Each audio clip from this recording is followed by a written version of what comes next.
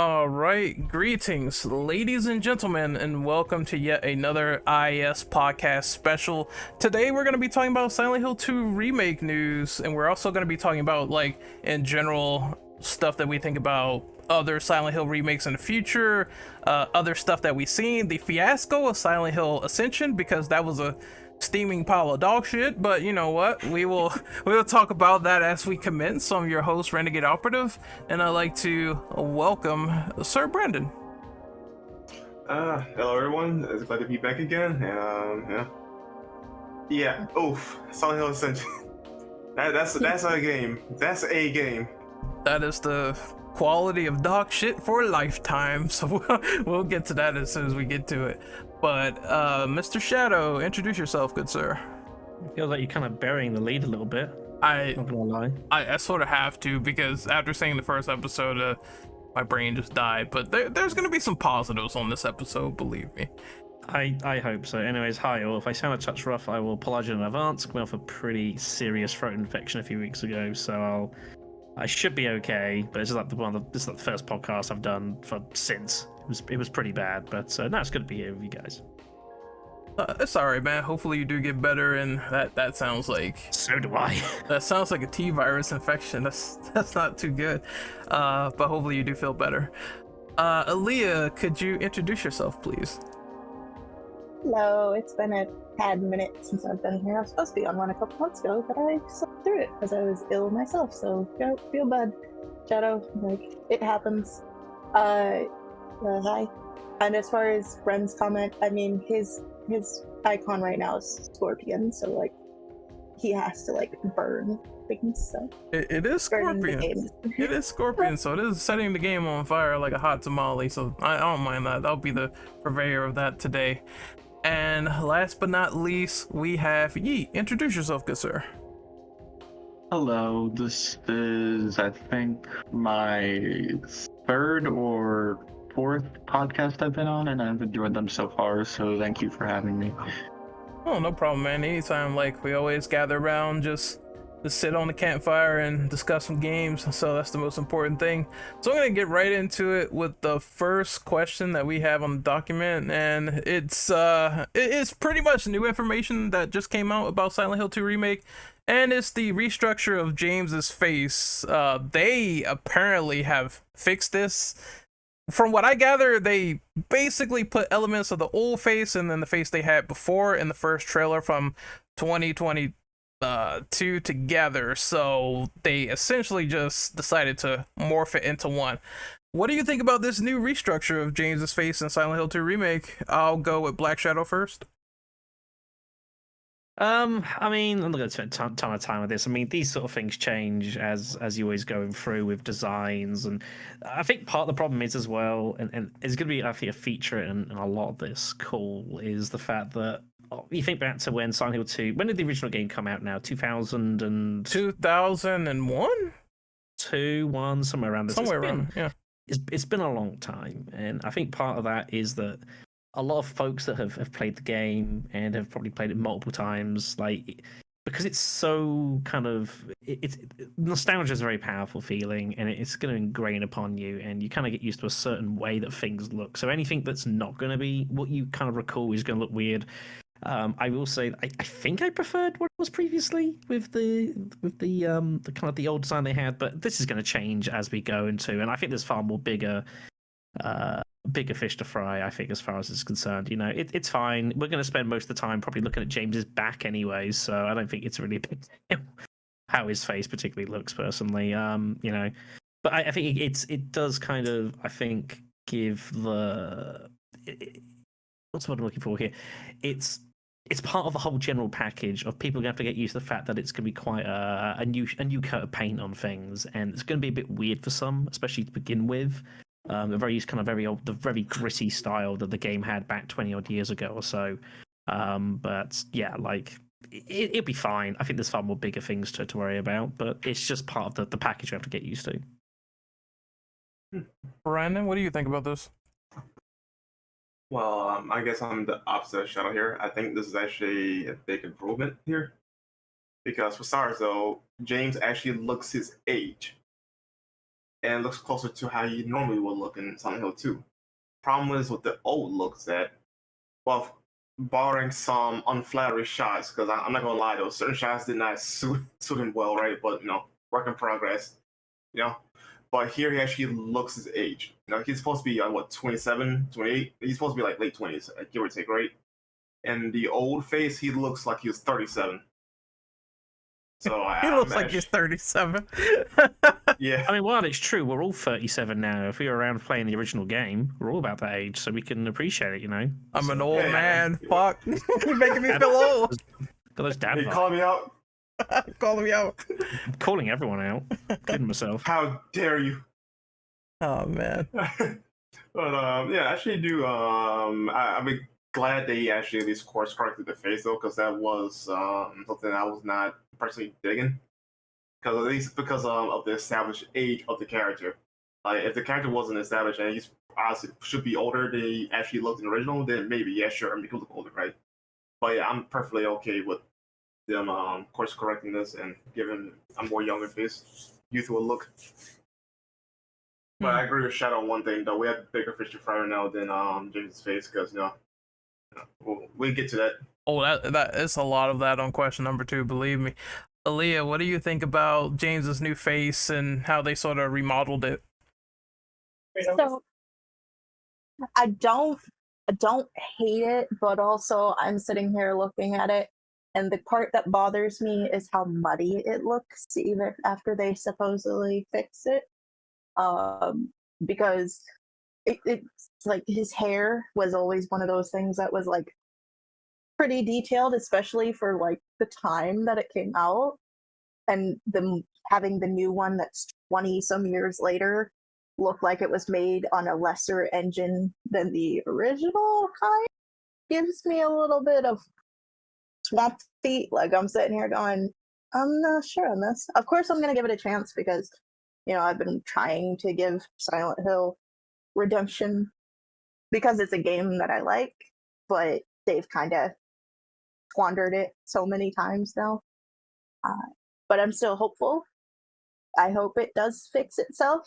I know like with games like them putting Mortal Kombat on the Switch and stuff, it looked really bad at first, and then they did a bunch of like updates and stuff, and it shouldn't be that way. They shouldn't have to install updates after it's released, and it's not even released yet, so we don't know yet. But I am a little concerned because Konami doesn't exactly have the best reputation for quality control over the last decade, which makes me worry. That's a little bit.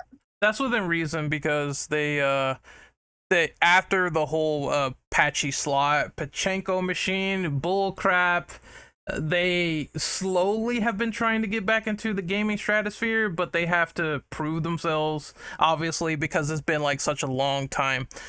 Personally, what I think of this face is I didn't really hate the older one. I even think at points like you could say the hair is a little bit more detailed than it is now, but I kind of like how they lightened it up and they made it akin to the original face. I just feel like the discussion around the older face was kind of dumb. I didn't like the whole people saying that, well, he's showing more emotion now. It's like, well, no crap, he would show more emotion on a PS5 as opposed to a PS2. I just didn't like that argument. At the same time, though, I do get the aging part. I feel like that wasn't really explained well by the devs. They should have just said, oh, he's a character that has a lot of PTSD, a lot of stress, so he's gonna have wrinkles and all that stuff. I felt like that would have been a better reasoning as opposed to putting the age on top of it. I also agree with Aaliyah that the Steam picture that we see here is kind of brightened up, and I preferred when it was like a little bit darker. Couldn't see his eyes, all that other stuff. But this is an improvement in my opinion. I'm looking forward to seeing what else they have improved. I feel like they haven't really shown the elephant in the room, which is how the other characters look. You just know James and Mary, but you haven't seen Eddie. You haven't seen Laura's face. From what I saw in the trailer, it was like her from like headshots from the back. You haven't seen Maria yet. you've only seen her on like a toy, and I don't think that's indicative of how it's gonna look in game. So I feel like you need to see a lot more of the other characters before even, you know, just doing a victory lap with this one. I think it's worth. Go ahead. Go on, dear. Okay, I was going to say, my concern also is with how little development they've shown so far in what they have shown us, that we might end up in a series of crunch, which I mentioned a little bit later in one of the other questions. But I worry that they're going to have the new team working on a heavy crunch. Like maybe they didn't start it too long ago. Like they said they started it a while back, but they didn't actually do it, which happens sometimes with developers. You know, they're like, oh, by the way, you need to start this project now. We already announced it a while back, but you're the team that's handling it. And then the team's like, oh, crap. I don't. And so they have to rush.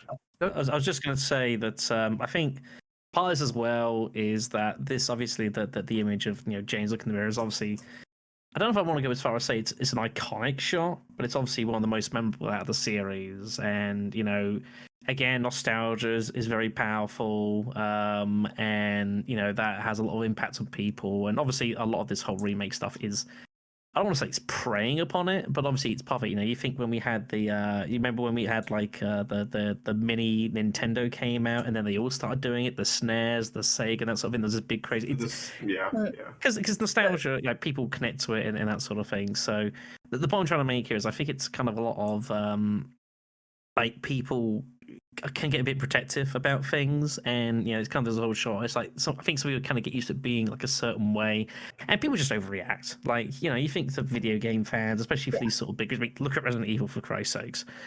People can really overreact sometimes to things that really aren't that big a deal, and I think this has been one of those sort of things with the past. So like, it is what it is. Like, I don't think it's a huge deal either way. Like, is it going to affect me how many pixels James has got in his face? Not really. I think it's more important to worry about the game as a whole, which I think, yeah, obviously we'll touch on to momentarily. People just have to get used to the fact that it's a bit of a new coat of paint. Can I play a little devil's advocate on one point Ray mentioned? Is the emotional side thing. While it's true, like, yeah, you're absolutely right. Technical differences between PS2 and PS5, you're gonna see, you know, certain things be different, right? But I guess the issue that is not being articulated well is the fact that James is not a emotional person until like a very particular moment happens. You know, he's always this like muted, not stoic though, but he doesn't get easily riled up. You know what I mean? So I imagine like seeing him displaying all that emotion when he's normally not like that. I guess I will throw somebody off, considering how he normally is. I know what you're talking about. Go ahead, Leah. So I was going to say, I'll play devil's advocate as well a little bit, but I'm going to use Resident Evil 3 Remake as a kind of reference point. So even with how much they cut the story down to like 8 hours, it was really short to play through. They did make sure to hit all the pivotal moments at least look really, really great and played out well. So I feel like, yeah, him showing more emotion is really gonna be good, but I hope they do it correctly. Like, as long as they do it correctly, I'm fine. Like, it looks decent, you know, instead of just being kind of mid so far. I like how you mentioned RE3 because like that's kind of like a sort of hot topic for me on how they handle Jill. Because Jill in the original is more, you know, she doesn't get riled up either. But the only time she got mad at Carl's was when he revealed that he worked with Umbrella, right? But the rest of the game though, she pretty much got her shit together and just did what she had to do. In contrast to Remake, she's a bit more antagonistic and a potty mouth in contrast to original. So like it's a bit of a. Sorry, go ahead. I was gonna say, yeah, her language in the remake was interesting. I feel like they tried to modernize it a lot and make it hip for younger audiences that are coming into Resident Evil. Because I have a friend, like, she's in her late 30s and she's just now starting Resident Evil because she didn't like the fixed camera angles. She got annoyed with the first one whenever she first started playing it. but liked the story when she read the comics and stuff. So I think they pivoted to trying to make that part appeal to new people. But as far as like the physical atmosphere, like as far as like conveying what's going on with physical cues, I feel like they handled it pretty well and updated it.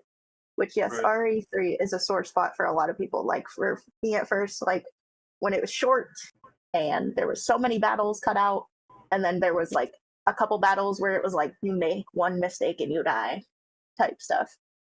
That was irritating at first, but I also understood over time like what they were trying to do, especially now that we see all these companies trying to roll out remakes over and over again.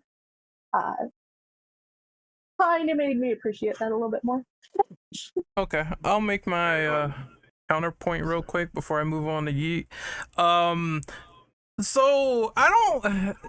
Maybe it's just me, but I kind of thought that James really just bursting in the way he burst into the intro in the first trailer, and his hands are shaking, he's clearly distraught, all that other stuff. I didn't really have a problem with that, because the only reason I didn't have an issue with that is because I think he kind of should be questioning that a dead person is kind of sending him a letter, and he thinks this is like utterly stupid, or it doesn't make sense, or it's just okay, now I got a ghost writing to me, what am I gonna do? I'm just gonna go and examine it myself. But I also thought to myself, that could be just part of how Konami wanted to copy off of Capcom, and that could be a trailer bullshot, because I mean, the same thing kind of happened with RE2 Remake, where you see the rat POV, and that's not in, like, none of that is in the game whatsoever. That's just sort of like all for the trailer. So I was thinking to myself, all this conjoined roaches on the floor and all this other stuff that they're doing, maybe that's just something that's going to be trailer bait and that's it. But I think he should be reacting and questioning that whole letter, because this is essentially a ghost writer trying to bring you to a town, and she's already dead. So I don't mind them having a little bit of emotion there, but I do agree with Aaliyah. It's kind of the way of how they do it, because I have heard of the writing that Bloober Team has done. Granted, this is my first Bloober Team game, and a lot of people like to put a machine gun to the back of the medium's head and say this is just awful. This is terrible how they handle mental illness, all that other stuff. But apparently, from what I heard, they're not going to be touching the story of this too much. But it all depends on how that translates to the acting. And personally speaking, I did not like the acting when they tried to Hollywoodize it for Silent Hill 2 HD. They get professional actors, all that other stuff. It sounded terrible. This one didn't sound too bad, so that gives me some hope that they're at least trying. But until that is answered, I feel like that's not really too definitive for the time being. But like I said, I still think it was a shit show when they said, people were saying, oh, well, you can't see the light in his eyes, or whatever Silent Hill people like to do. Like, sometimes the Silent Hill people like to be very, very fanatical with their opinions, and to the point where even Ito had to correct him that that's not the point that he tried to convey when James was looking in the mirror and then saying, you know, this is why it's darkened and everything. I believe he corrected people on that. So yeah, it's just, I guess we'll wait and see what happens. It all depends on that, like, first shot where he starts talking about how Murray's like dead and how he feels. And if they flub that up, I think that's a clear indication of what the rest of the game is going to be with the acting.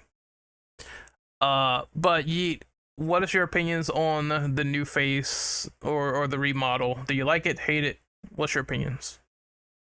To be honest, I really don't care about the face, because the whole thing in the original, at least for a lot of people, was that like it's just this mysterious opening and you don't know exactly what's going to happen. So maybe if you play it a second time, it'll be like, maybe it means something different, because the whole thing about like Silent Hill 2 is that people interpret it very differently or look at things and be like, is that intentional? So even if like the mirror opening doesn't have much meaning behind it, the fact that anybody like takes away, oh, it could mean this or that, or like James's eyes is looking in the camera, it could mean a lot to like the individual person. But for me, the only thing I'm mad about is people complaining like, oh, James is face and stuff, and that's like, I personally like don't really know how to feel. I'll play it. I'm just more of a vibes kind of guy. So if in the game, if it's executed well, I like it. If it's like mediocre, I probably don't really care either way. Yeah, But- and it's just, I think you bring up a good point. Just to quickly mention, we move on. Like, you have to bear in mind is that Silent Hill 2 is being viewed in a completely different light now. In fact, it's been 20 years since the original, and there's been a lot of ground covered since then. And people aren't going into this game. There's people going in this game that obviously know how Silent Hill 2, the original game, works. So there's going to be some tweaks to bits and pieces because of that, and also there's a whole Silent Hill franchise that's been created since this game originally came out. So, it's going to be something, I think, kind of like Dead Space in a way. When that remake happened, you've suddenly got all of the rest of the series you can kind of feed back into that game, and that happened. Obviously, there was touches made here and there. So, and I think there's people got to realize that people are looking through different lenses for this. So okay, it's time for the interesting question, which is question number 2. So basically, we've seen the gameplay at this point. We saw the teaser at the last State of Play, and there was some conflicting thoughts, some good, some bad from what I hear. Most of the people in my comment section said they're still all for it, but most of the Silent Hill people that are like old school, that really thought that they were getting something like more old school but modernized, they hated it. What do you think of the gameplay so far? And the first one I'm going to go with is Brendan. What I think of the gameplay so far, admittedly, I am not that impressed with it. It feels, admittedly, kind of sort of generic-ish. Because I think the issue I have mostly is because we have most horror games nowadays are third person, right? In my opinion, I think Silent Hill could have still been great if they went with the dynamic camera angle system they had in the original game. But aside from that, though, I know it's just a work in progress. The Bloober team already confirmed that this is just a old build, but it doesn't vibe with me. It doesn't have a particularly good flow to it. Now, what do you guys think? All right, I guess I'll go next real quick. I think that the marketing for this seems to be a giant gong show, because if this is from a May 2023 build, then I don't believe that they should have shown that. It kind of goes off with the next question that we're gonna sort of answer, but I don't think that if it wasn't ready, I don't think this should have been the presentation that it should have been. Granted, there were people saying, why is there Silent Hill gameplay? Why are they focusing on action right now? Because a lot of people are confused that creatures were getting shot, even though in the pool, the empty pool that you're in with the little skin monsters, it's 3 of them in there in the original, and there's 3 of them in there in the remake, which I thought was weird of someone to say, why is there action in a segment where if you jump head first in there with a gun, you're going to be fighting those 3 monsters? So I thought that was kind of weird. That was a weird criticism. But at the same time, there are things I'm kind of questioning. Like, number 1 is the animations. What is, like, with the headshots and how James moves and pivots to the side, it just looked weird to me, like unfinished. There was like a 7-second clip that came out, and they put it out. It was on Konami's like sort of page, where the aiming looked way better than it was in this trailer, which leads me to the fact that I think they're kind of butchering this in terms of marketing. So that's one thing that looked weird, the animations and the sound effects as well, which they also claimed was edited for the trailer, so the gunshots sound like pop guns, which is in the Stomp 2 is pretty terrible. There are things that I liked, like how the fog looks super ominous. It's creepy how it looks like a person just like moving in the background and shifting, and you see stuff out in the distance. I believe that was perfect. Like the graphical fidelity of this game looks amazing for what I see in the gameplay, but it's just the actual animations and the gameplay itself where I think starting to have a little bit of an issue. But again, if they're compromising this in terms of showing old builds, then I think the issue is that they're showing us something that is clearly unfinished looking, in my opinion. That's the first thing that I thought when I saw this trailer, was like, it looks still unfinished. So I'm not surprised at that big blurb that said, "Oh, still in development," showing off at the end of the trailer. Because I was like, yeah, that's kind of how I felt after seeing it. But Shadow, you want to go next? I want to add on real quick, actually, to your point. Go on. Oh, go. The one thing that they definitely probably should have done is give us a showcase of the gameplay. Because like I'm looking through the gameplay trailer again, I noticed that it's just literally straight action. No like nuance, no like slow pacing, showing up the action, and then something like that. Nothing creative, right? So this is not doing a good job of showing us like an original, right? Most encounters can be avoided, or you can use your brain cells to like lure enemies one spot and then go around, grab the items you need, right? We're not getting any of that. So hopefully, like at some point, we get a actual gameplay showcase to show like, is this game going to be more action lenient, or is just the trailer just showing us like what could be done to the enemies if you decide to fight them straight up?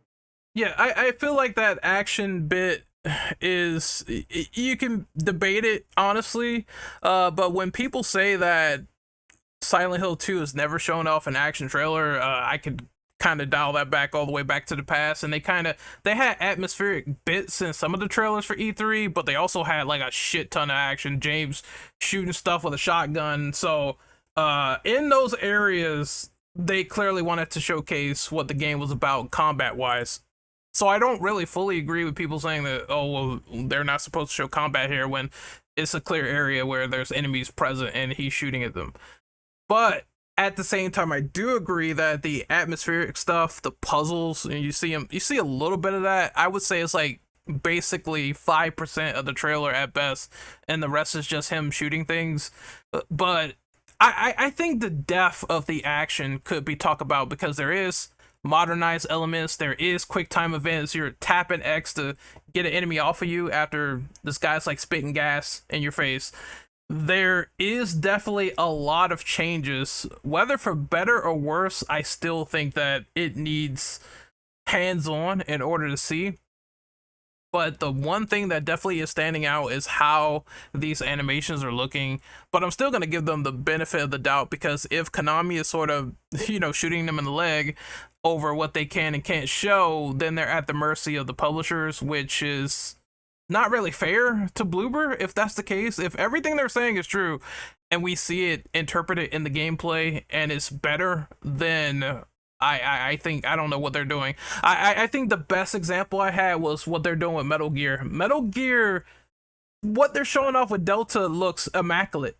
Fine. It looks exactly like what you want. MGS5, but in MGS3.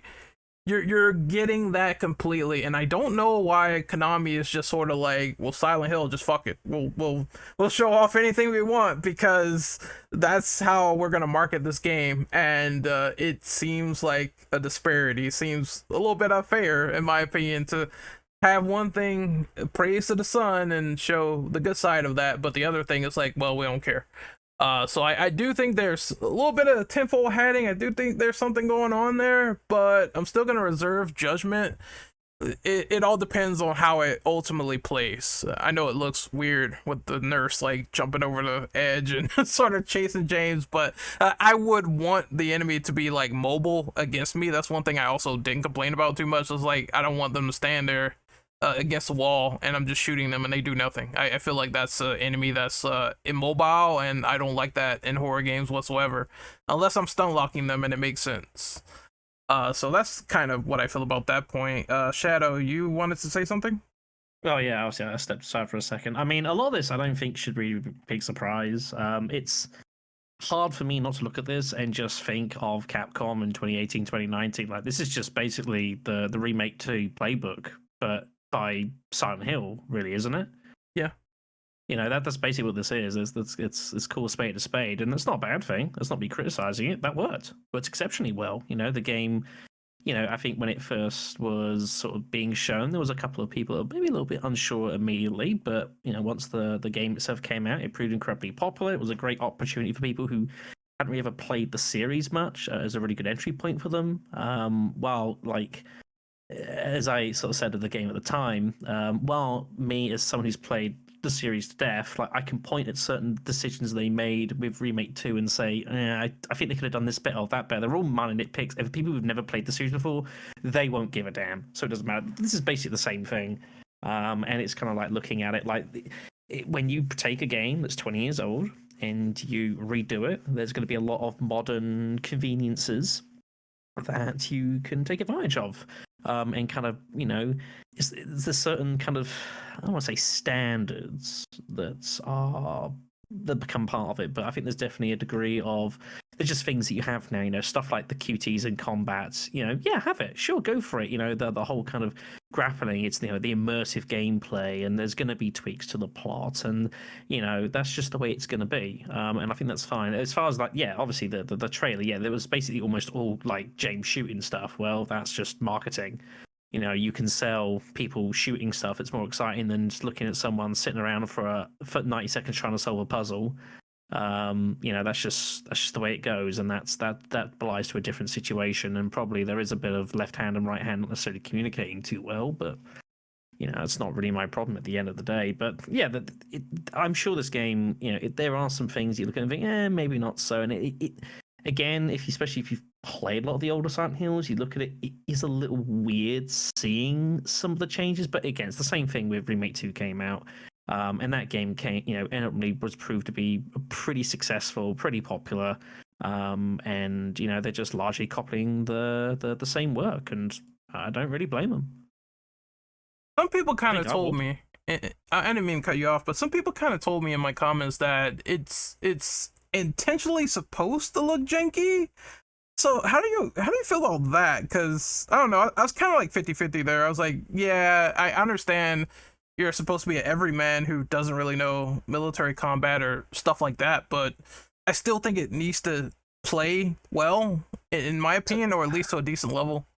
So there's some arguments. You could argue that, like, obviously he's not a professional, you know, he's not a police or anything like that, so it's going to be a bit weird. You could argue it maybe adds to a bit of the dystopian feeling of everything, but I do also think that's probably slightly a fan base kind of completing the developers' homework and kind of filling gaps for them, which probably don't need existing at the first time. Again, a little bit, I think it's very nitpicky. I don't think it's a significant deal. Like, my more concern is going to be, you know, does the environment feel good? Is the atmosphere there? You know, like, in those sort of things. Like, if the animation of James having a shoving match with a thing with no arms, yeah, it's got a bit messed up at first, but, like, it's not going to keep me up at night. You know, once I've played the game, am I going to think, oh, well, actually, what the thing should have, like, been pushing more of its legs to get more leverage? Like, I don't care. No one cares. But I do accept that some of it looks probably a little bit weird. But again, this is also due to the fact that we're not used to it. And if you think back to some of the grabbing animations, the old Silent Hills, they were hardly smooth anyways, right? So it's a bit of a low bar we're trying to clear here. I actually want to add to that. The last time I heard a remark like that was with Resident Evil 7, because, you know, we're not playing as a super soldier or anything like that. Ethan Winters is capable of reloading a gun and a shotgun far more effectively than most people would ever have in life that bullet a gun. I'm just saying. I mean, yes, but also by the midpoint of that game, spoiler warning, everyone, but he may not have been entirely human, so... Well, I mean, no, not the point. I mean, he clearly is not a firearm expert, and yet, like, developers wanted a way to make sure he knows how to load a gun properly. Didn't they say somewhere, like, in the game, like, they'd mentioned the fact that he'd been at the Rangers before and stuff like that to try and give some kind of in-world explanation of this? I feel like this is something that happened. If it has, it has. I remember notes, and I kind of don't care till you find out. Yeah, nor do I. I accept that, but ultimately it's a video game, you know, and we make these concessions. It's, you know, suspension of disbelief. Like, it's the same in movies. Like, not everything has to make entire sense. In the case of Silent Hill too, like they're confirmed that the game build's not even finished yet, so we don't even know what the final build will look like. If it's purposely wants to look a little off of janky, then I gotta give them credit. They're doing a good job with that. Yeah, But and especially if this is a build that if it is ruined, this is a build that's like a year old. I'm sure it probably is a lot smoother than what it is. I think by the time the actual game comes out and we have proof of concept, I think it'll be fine. And I think while there might be a couple of things that look a bit weird at first, like people will try and, especially older fans, will try and head count and saying, oh, well, it kind of fits the bizarreness of the world around, which is maybe giving benefit of the doubt a bit, but. As I say, I'm not going to worry about that too much. It's more important to me, like kind of some of the other aspects, and I think it will feel like it's got that touch of polish by the end of it. But at the end of the day, though, once it feels good to play and there's a good gameplay look to it, though, I don't think the animations would ultimately matter too much because you focus on everything else. I'm sure, like you can say they could have done better, but at the end of the day, though, like the fun factor will come in. Yeah, I think We'll find out in 6 months. just like one slightly final point, I do think that some of it might be, and I think I alluded to this in videos before, where it might be people just being kind of spoiled of AAA animations and how those graphics look, and everything needs to be up to par and on that standard. And I get it, because it's Silent Hill, it's a big deal to a lot of people, but I do believe there are those individuals out there that are very, very spoiled and they love their graphics a lot. I love them too, but I wouldn't also turn around and say I'm not going to play a video game because it looks like this guy's shoulder kind of popped out like a champagne cork. So it's, as long as it's fun, that's really the first thing that's on the agenda for me. I mean, we're kind of having a dilemma right now. People are so, spoiled by a lot of these high quality AAA games that they don't realize, like, you don't need a big budget price tag to have fun with the game. I mean, case in point, look at Rise of Ronin. That game doesn't look the best in terms of its current generation, right? But it's fun to play. So. And Helldivers isn't the amazing, graphically refined game that a lot of people have, went out of their way and compared it to, but it is a fun game and it has a lot of players, so you can do it. It is possible. And ironically, that game has more mechanics and features than Call of Duty has in a long time. If a fuck's sake, it has dynamic weather for certain planets. Warzone doesn't have dynamic weather for their for those maps. So again, like price tag don't matter. Yeah, it's just giving credit where credit is due. Well, Aaliyah, what about you? What do you think of this gameplay that we've seen so far? What is your opinions on it? Give me a second. My stuff is being saved. So, I don't hate it. It's not the most terrible. However, I do think they should have used more modern QA and rendered footage and stuff like that. It's not something I want to get my hopes up too high on yet. It is old footage, which I give them that. I think they should have waited until it was a little bit cleaner to make a, trailer. But also, I know there's two ways this could go.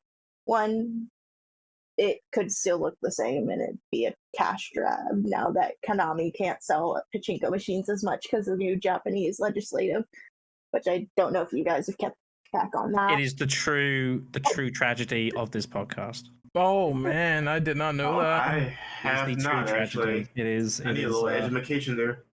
Okay, so Japanese legislative has gotten harsher on restrictions. So as I don't know if any of you know this, but in Japan, gambling is actually illegal. So you can only do it at certain entertainment casinos and stuff, and even those are rare and far between. They're more tourist attractions.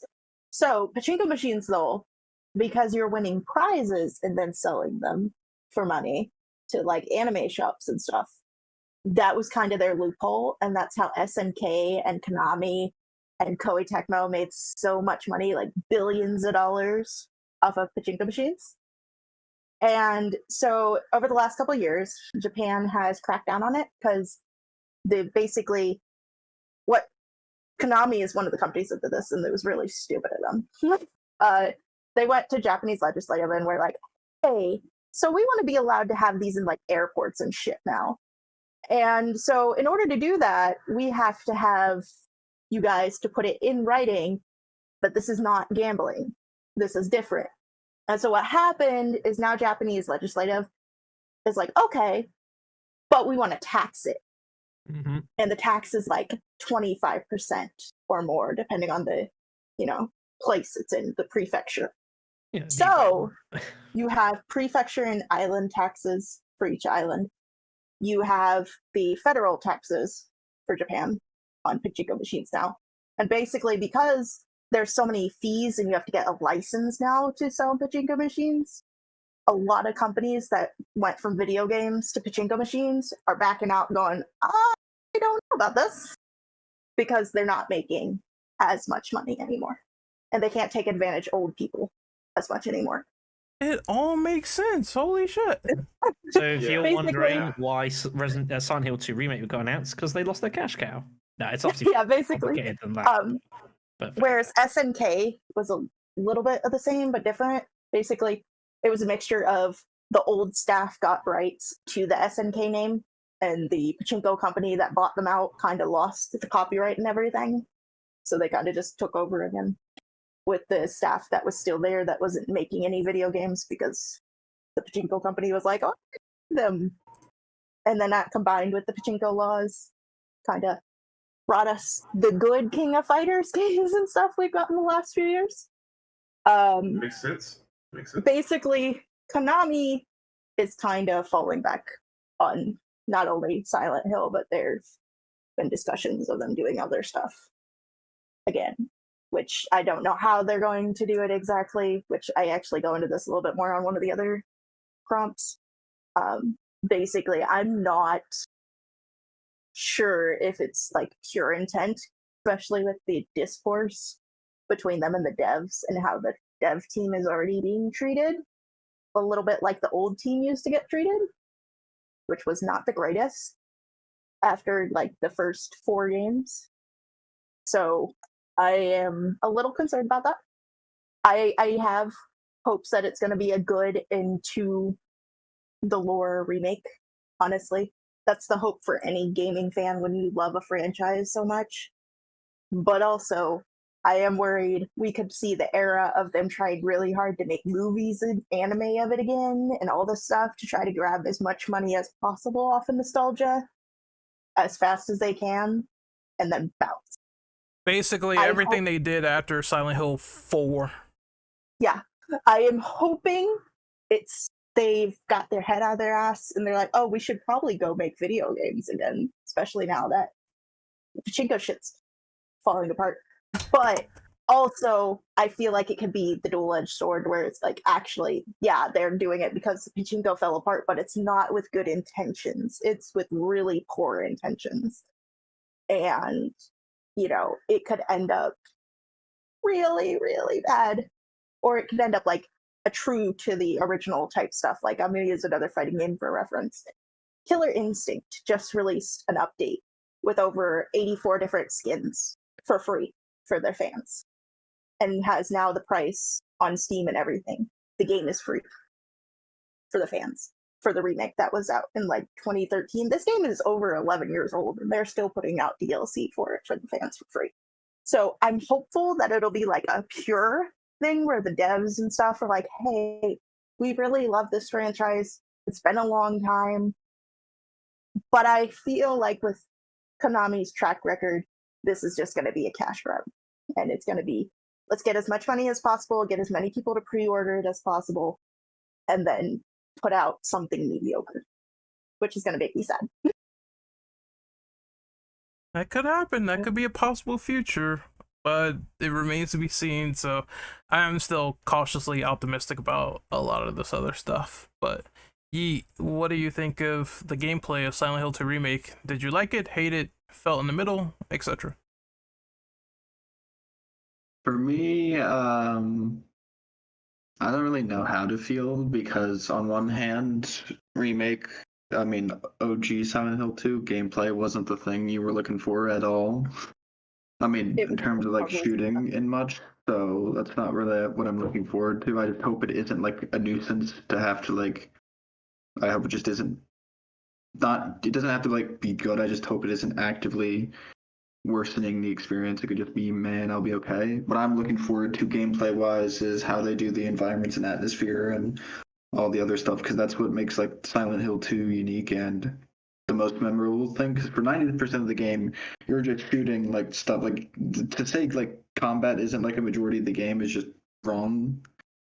You're rarely just not just, oh, here's an enemy, just shoot, melee, do a puzzle, just walk around, wonder around what you're gonna do, figure out what to do, shoot. Like majority of it is shooting, and then the other part that makes it so like not mind numbing is that the environments and everything is really well put together.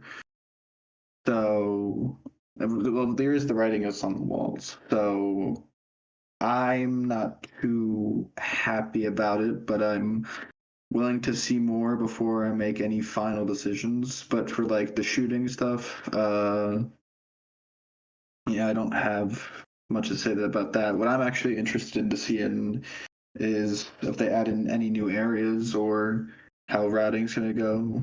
Like if there's any detours or anything, because like how would they like, because you gotta think this they're tackling what like a really hit game. If they add anything, how are people gonna take it? Or if like forget like cutting stuff or like keeping stuff out weapons, if they like add something, people are like, oh, it's good that they added like a scene of James doing this or that. But honestly, that's I if they just released like a atmosphere trailer or just something where it's just walking around, that might sell me on the game if it's good or not. But from what we got, I don't think it's gonna be enough. I'm gonna need more.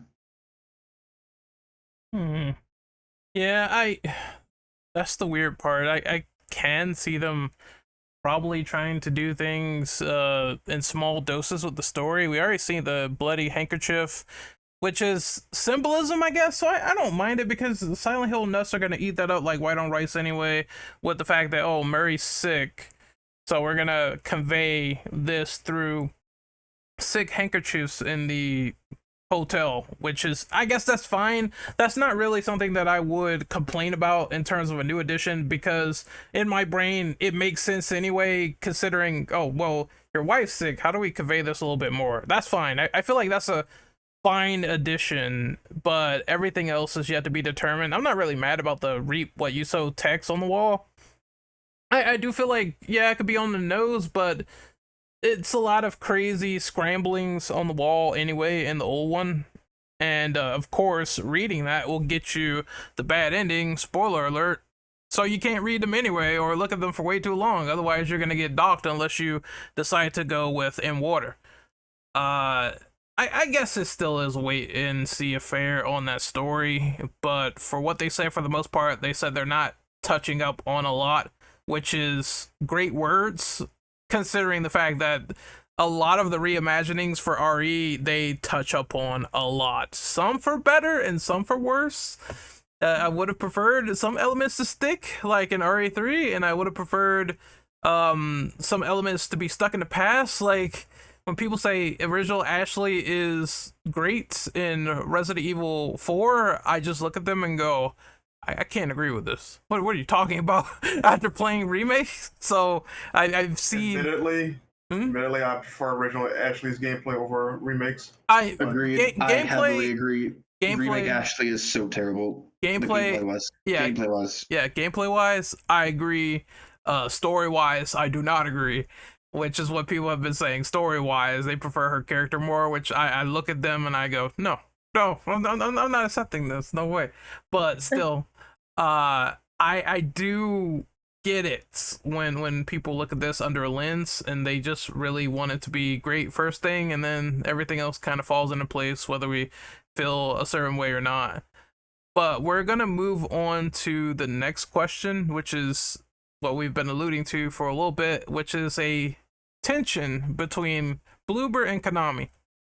So there was the recent developer. It's deleted, by the way. You can't find it. I would have linked it in the document, but I can't find this. He was in sort of a press release, and they were talking about the trailer for Silent Hill 2 Remake, and he was candidly saying he did not like that Konami decided to chop up all the footage, turn it into an action romp, and say, yeah, this is what we're presenting for Silent Hill 2 Remake. He literally told them out loud that they were misrepresenting the game. Konami is like no stranger to like friction with other developers, because we saw what they did with Kojima and how that all was all over the timeline. It was a mess. It was a mess. How do you guys feel about now? They're sort of doing some of the same and similar things, but it's with Bloober Team, and they seem dissatisfied with how they're doing the publishing. Who wants to go first? So I have one of the tweets pulled up and the share the screen Okay, option, actually. take a look at As this. like, yay! Okay, so basically, the sound has been like this was a couple months ago. Hmm. The sound seems to be a big disagreement amongst them, which we mentioned earlier, the sound effects and stuff.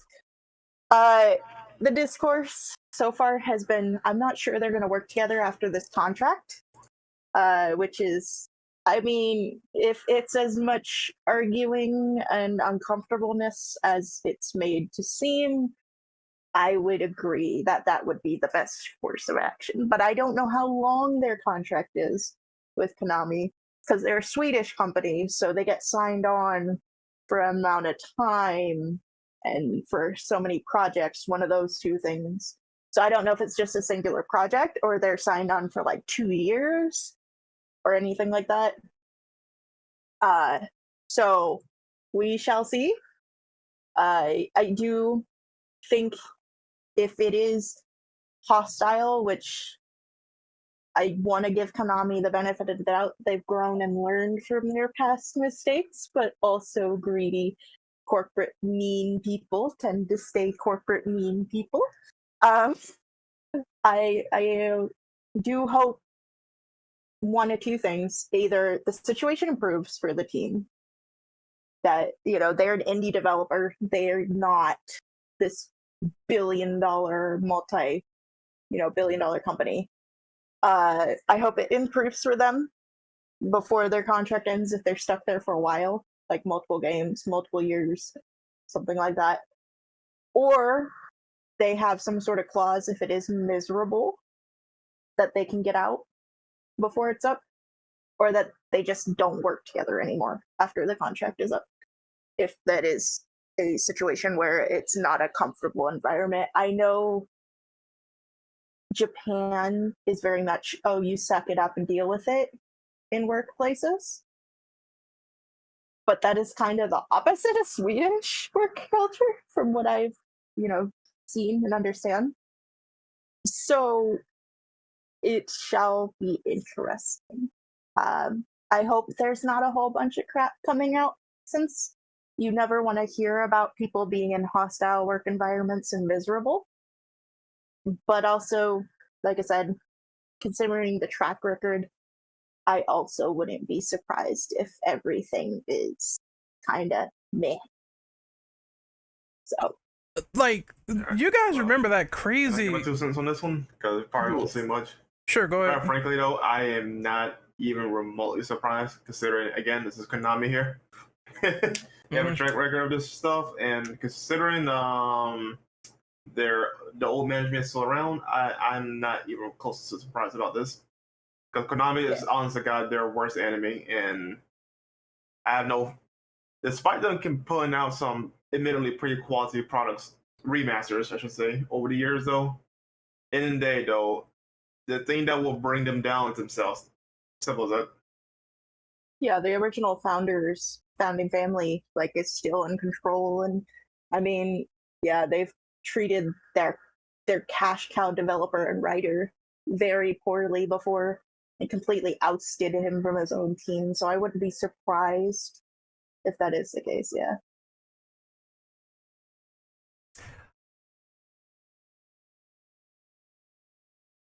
I'm curious as to what Ren's opinion is on this. He unmuted himself and then muted himself real fast. Oh, I was fiddling around with my settings, my bad. But from what I heard, I mean, it was as far as I remember, and I guess people can correct me if wrong, there was a complete manifesto that was made about Konami and how they treated their employees. I'm talking about like locking people in elevators, ostracizing people if they were late, like even slightly, like 5 minutes. It was some very, very, very hard allegations, and they didn't look good. And on top of that, that's when we got Kojima being like fired and not being able to go to the Game Awards, which also made them look like piss. I'm not really surprised at all if there is some friction between them and Bluebird, because this is something that has happened before. It's something we've seen before. It went down live in 4K with Kojima, so I'm not really like, oh, they did it again. It's the same thing again. I just am kind of disappointed if that's true, because you would figure that a lot of people would be heavily looking forward to this game, and it seems like what they're doing is trying to compromise it in a way by putting out footage that is weird, and they're not putting out like recent builds of the game.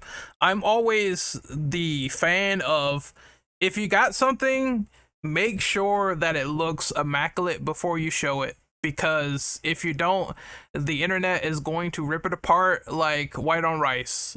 Unless it's like pre-alpha and you let people know ahead of time, maybe you have some leeway of getting some opinions from there. I know they did this with Dead Space, and they said, hey, this is alpha footage, this is not final, and some people still were like dumb about it, but at least that gave them the benefit of the doubt with that blurb right there.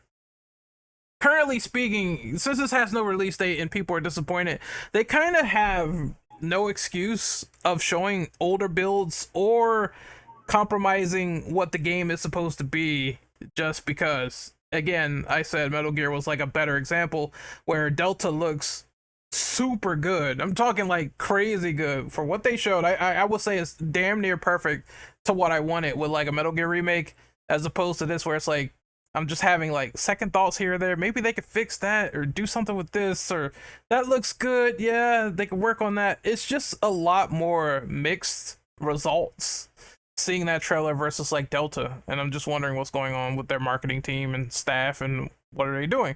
They said that after Ascension they're gonna market the game a lot more since that's coming to an end, and I think that's the perfect time. I just don't know why they decided to say, well, we're gonna wait until this whole show expires when we know people don't like it and we want to get to the games here.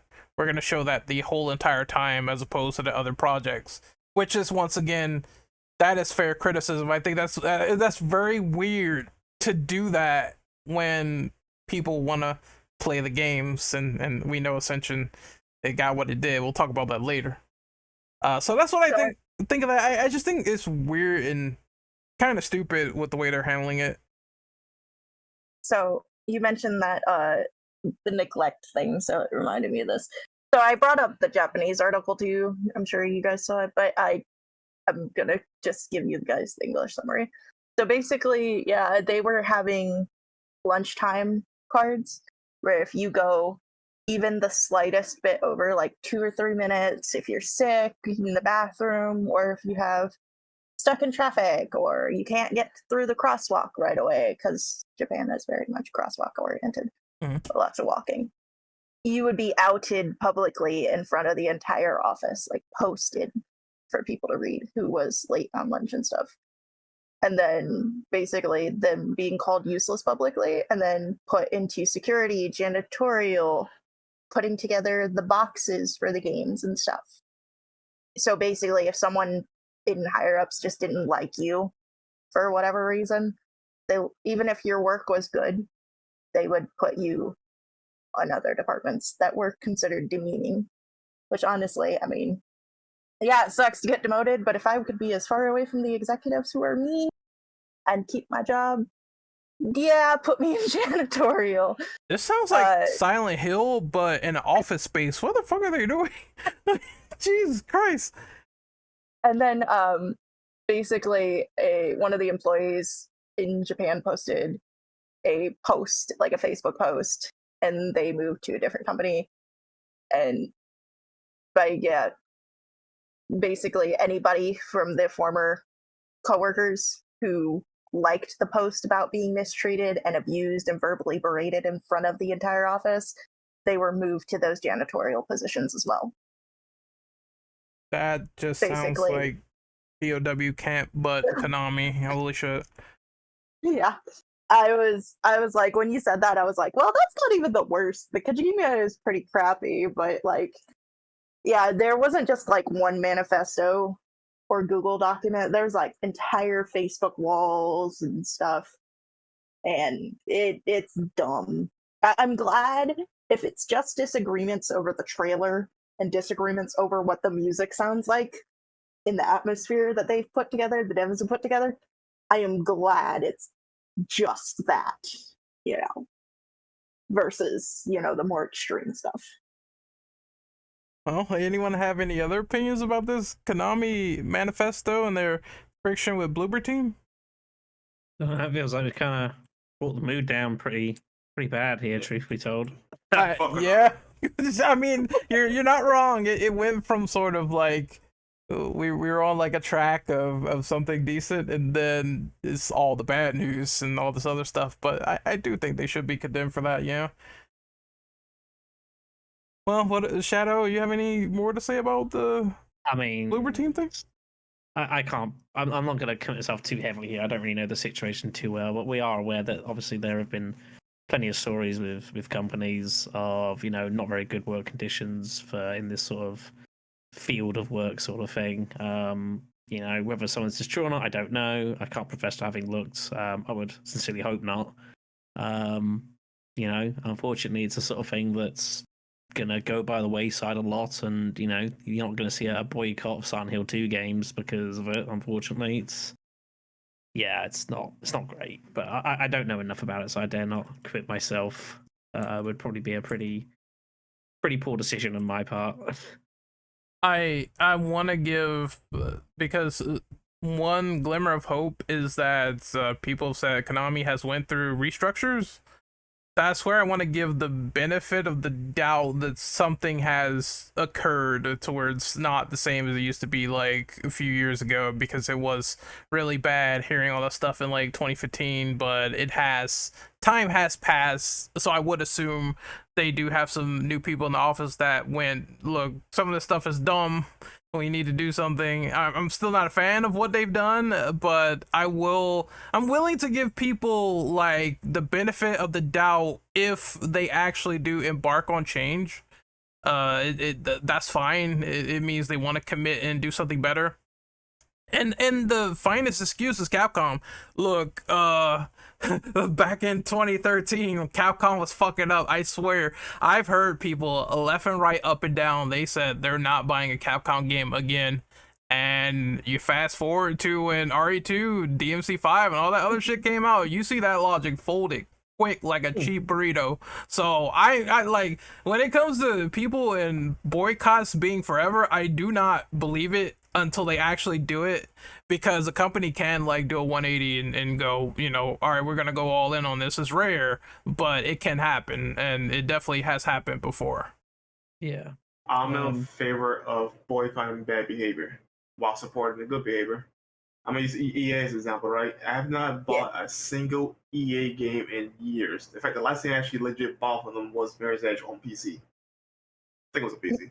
Hey, either way, yeah, like, that's the last thing I bought, right? But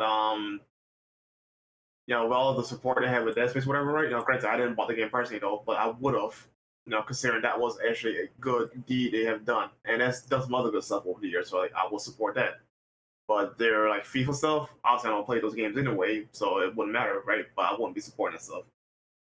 It's important to support the good while saying, no, I'm not supporting this particular product because there's something scummy about it.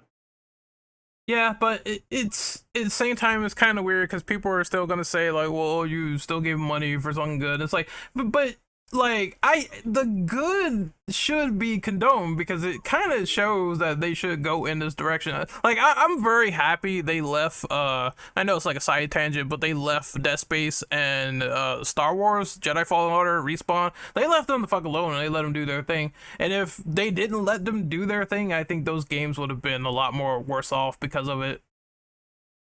Yeah. EA is a weird point. The last EA game I bought was Sims 4, and that was like a decade ago, and I'm still playing it.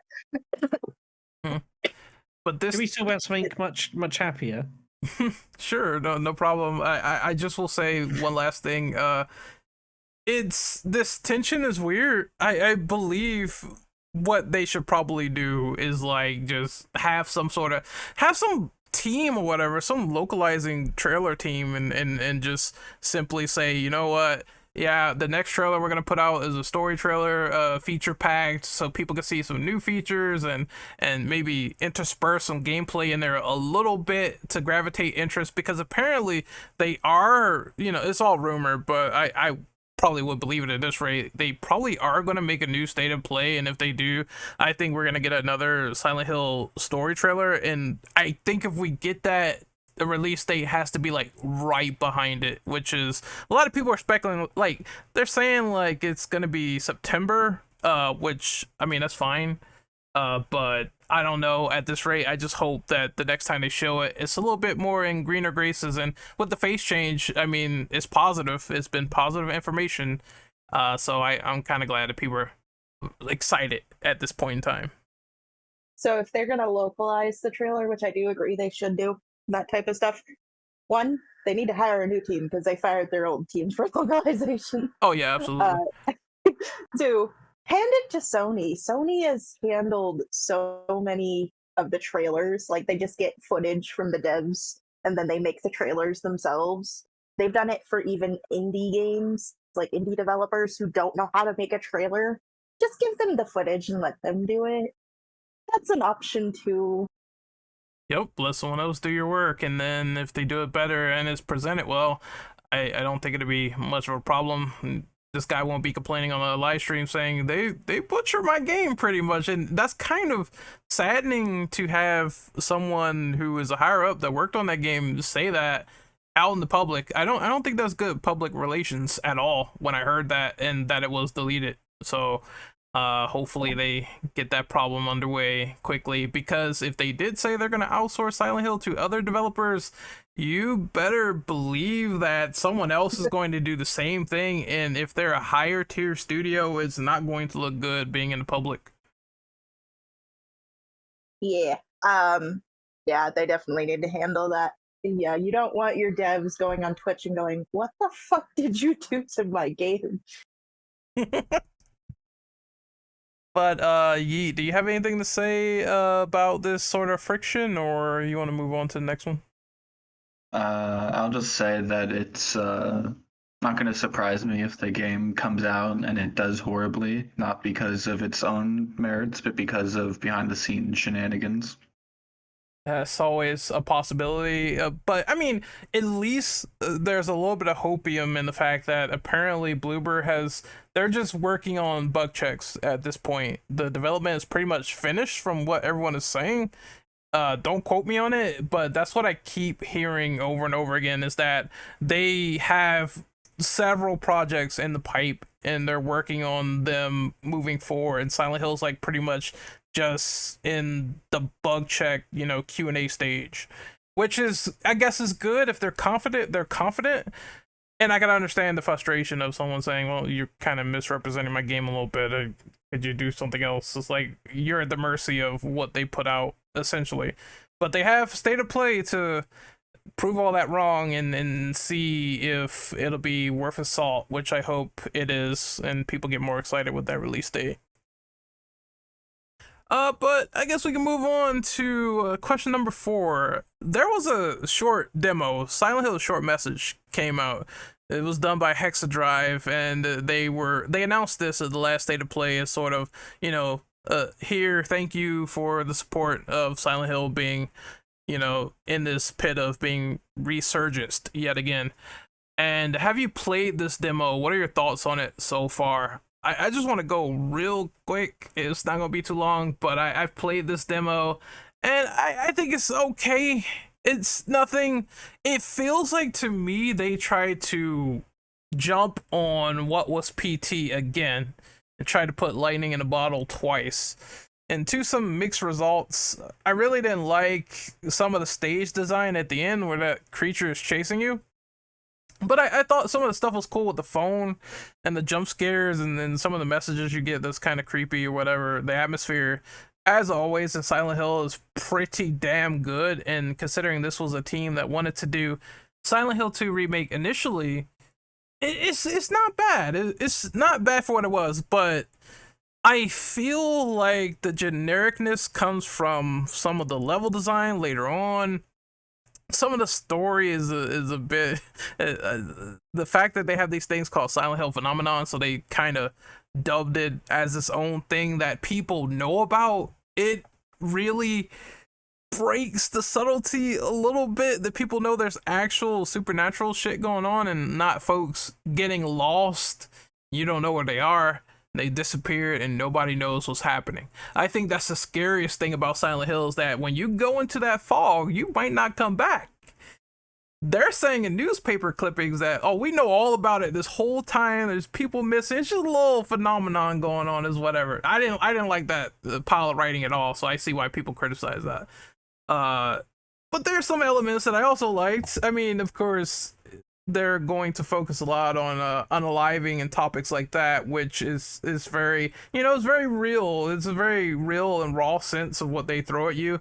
But at the same time, I do think that some aspects of the story could have been handled a lot more better, and they just tried to put all the focus on this other character. I think her name is Maya, and she keeps showing up out of nowhere telling you to find something, and it's like, what the fuck? It's like, it's that same mysterious factor, but I don't think that is as good as the previous Silent Hill stories, where it's like, yeah, it's mysterious, but it's also like it intrigues you a lot more than what the story did, where they kind of put it in your face, and it's like, yeah, it's there, and you shouldn't be feeling like that. You should be feeling intrigued, and that's what I felt with this plot. So I gave it a 6 out of 10. I felt like it was decent, above average, but it could have been a lot better than what it was. Also, for it being called Silent Hill: The Short Message, that fucking thing was long. Like I swear my playthrough was like 2 hours and 30 minutes, and I did not expect to be playing the game that long on a playthrough. So I'm just like, it's a little bit of a long message. It's not longer than like a full-fledged game, but it was longer than what I expected for a demo. So that's my thoughts on the game. So Brandon, you can go next. Have you played this? I have. You're actually a lot nicer than I am, admittedly, because I thought it was kind of trash. Go on. Now, I'm starting with the good things though. I actually did like how it tended to be a bit more atmospheric, more horror, for the type of genre they're going for. I did like the art direction it did, but it didn't look the best. It did look kind of, look kind of cheap, but I did like the style that we're going for. It's probably all the positives I have, maybe except for the themes they're going for, like the more serious subject matters, like previous Silent Hills were. But I think those were pretty good. That said, though, I didn't enjoy my time with the game. I didn't beat it personally because I just had enough of the game's jankiness. The amount of times I got stuck running away from the pursuer type enemy, I think it was towards the middle or the end of the game. Man, I just rage quit after that because I keep getting stuck. I keep on having some weird bug happening. So I'm like, I was done. I just went and deleted. Yeah, but, the chase scenes were not that great in my opinion. No, between that and some of the voice acting and I guess some of the story beats, it wasn't that all that great. Also not that interesting. Point is that I didn't like it. I thought it was ass. That's it. That's all I gotta say on that. Well, Shadow, what about you? You have any opinions on this? Did you play this? I never got around to playing it. I've seen bits of it though. It kind of felt to me more like a live sort of tech demo. It's kind of how it sort of felt to me a little bit of like, here's Silent Hill but in first person. It's obviously pretty early. I like the idea behind it. I think it's not a bad direction for them to look to go down. I think there's definitely merits. I think there's definitely the way you can present what you do. I think is pretty cool. We've seen that in Resident Evil. You know, I still have a very soft spot for RE7, of course. Maybe I'm slightly biased. You know, so I think that's cool. But in the downside, like, you know, right, maybe the environment and the feeling might have been pretty good, but it didn't play amazing. I don't think the general plot of it was that inspiring, I guess. And you know, it's a Silent Hill game, so it feels obliged to have to kind of draw in elements of the rest of the series, and it's like, you know, it can be a bit of its own catch-22 there a little bit. You know, it could have been a bit more tactful maybe at times, but that's just the way it goes. You know, that's just the way I view it. I think to me it's kind of like an interactive demo for, you know, for Silent Hill. I mean, you know, it's free. That's cool. You know, don't have to pay for it, so I guess that's nice. But like, I never looked at it when they announced it in the state of whatever the heck they called it, that we watched and talked about a while back. Like, it's not like a massive full-on project. It's to me, it feels like it's a tech demo of this is what Silent Hill could look like if we go down a first-person route, and kind of almost like getting some live, you know, feedback from a wider community. You know, I'm not going to criticize it because the fact it's free, so I'm never going to like heavily bury it. But you know, it was what it was. Like, it could have been better. It was never going to be like amazing. You know, but I think it's you can look at it and kind of get a feel for what could come further on down the line with a bit more work on it and a bit more kind of a more proper project behind it. Like, I think there could be some pretty decent first-person Silent Hill experiences down there, but they will have to start from somewhere, and that was this. Yeah, I feel like this was because they said in the presentations, and I watched them after the fact because they had like these audio presentations where they gave interviews of why they made this game, and it basically was just like our pitch with Silent Hill 2 Remake, because it was a Japanese studio named Hexadrive who made this. That kind of failed before it got greenlit again by Bloober. And they were like, well, we feel bad that we kind of have to let you guys go, so how about you just make an original game for us instead, and we'll test the waters. And that kind of was this game with Short Message. It was like thrown together really quickly, but they put a lot of like effort and care into what the story was going to be. I would like to see this team make something with a little more time, because I think with time, patience, and what have you, it could be a little bit more interesting. Just I think they have to unthink the PT lightning in a bottle situation and just make an interesting first person Silent Hill experience that's like, you know, very scary, atmospheric, nothing that's too much of a thing where it breaks the subtlety over your head like a bat, because that kind of creeped in a little bit when I was playing Short Message. And if they do that, I think they'll have something very interesting. They tried to make Silent Hill multimedia before to varying results, but you can definitely make a scary Silent Hill game at first person, because we already saw that with PT. I think it is possible. It depends on who is doing it. Well, Yeet, what do you think about Short Message? Did you play it? No, but I did watch streamers play it, so basically have the general idea. And I think it was better than I expected. And that with maybe more to it, or like I think I agree with you on the whole time aspect. I feel like considering it wasn't like the worst thing of all time, which was my expectations for it, I think it's potential, or like whoever Hexadrive, I think you said, it's potential to like make a decent game could happen. It just matters on like what they're just trying to do. You thought it was gonna be the worst thing ever? That's a low bar. I mean, I have like zero expectations for any of the Silent Hill projects. Like the only one I actually have any remote like expectations for is F. And that's only because it looks so different than anything else. I still think the worst thing that we've probably gotten is still either Ascension, which is again. No, yeah, I agree. Well, we're about to get to that one on the next question, or Book of Memories, because when I see Silent Hill, I don't really think of dungeon crawling top down and doing magical spells. I don't know why they did that. That make like that really made no sense to me. I don't get it. So yeah, it's not the worst Silent Hill thing that has come out, but it's definitely not the greatest. And I don't think they captured the bar on, again, I think they were trying to capture that lightning in the bottle on PT, and it just didn't, which is fine, but it sort of felt like that to me while I was playing it. I don't think it was trying to capture PT. I just think it was more so trying to, how do I say this? It was more so just trying Silent Hill ideas into a more modern way. If that makes any sense. Yeah, I agree with that part, but I also agree. I think with the gameplay in the first person is kind of a little bit obvious that they were like, all right, this is an idea that worked before. Let's see if we can do it again, but put some modernized stuff on top of it, which is why the cell phone is there, which is why the hauntings are there that you get, and the phone is kind of like the radio now. Because I noticed that too when I was playing it, it kept going off. I was like, oh, well, there's a monster nearby.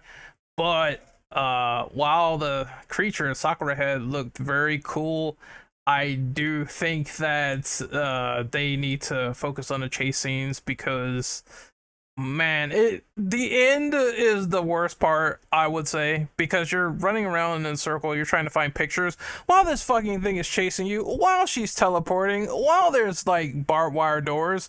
So everything feels against the player, but it's like nothing's really fair about it at all. So if you get like caught one time, your fucking history, it's like I would have preferred at least maybe throw some items down like Dead by Daylight style, like a plank or something, throw something in her way to slow her down, because every single time when she teleports, she always killed me.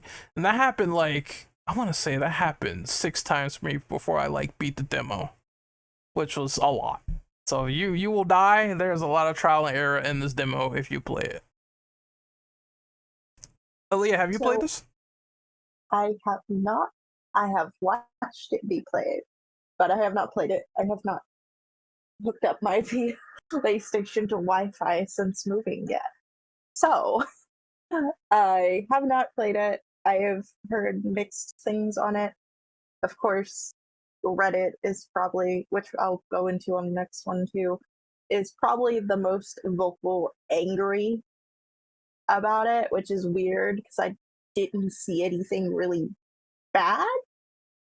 But I think at this point, anytime it deviates from the first couple games and the same style, people get annoyed.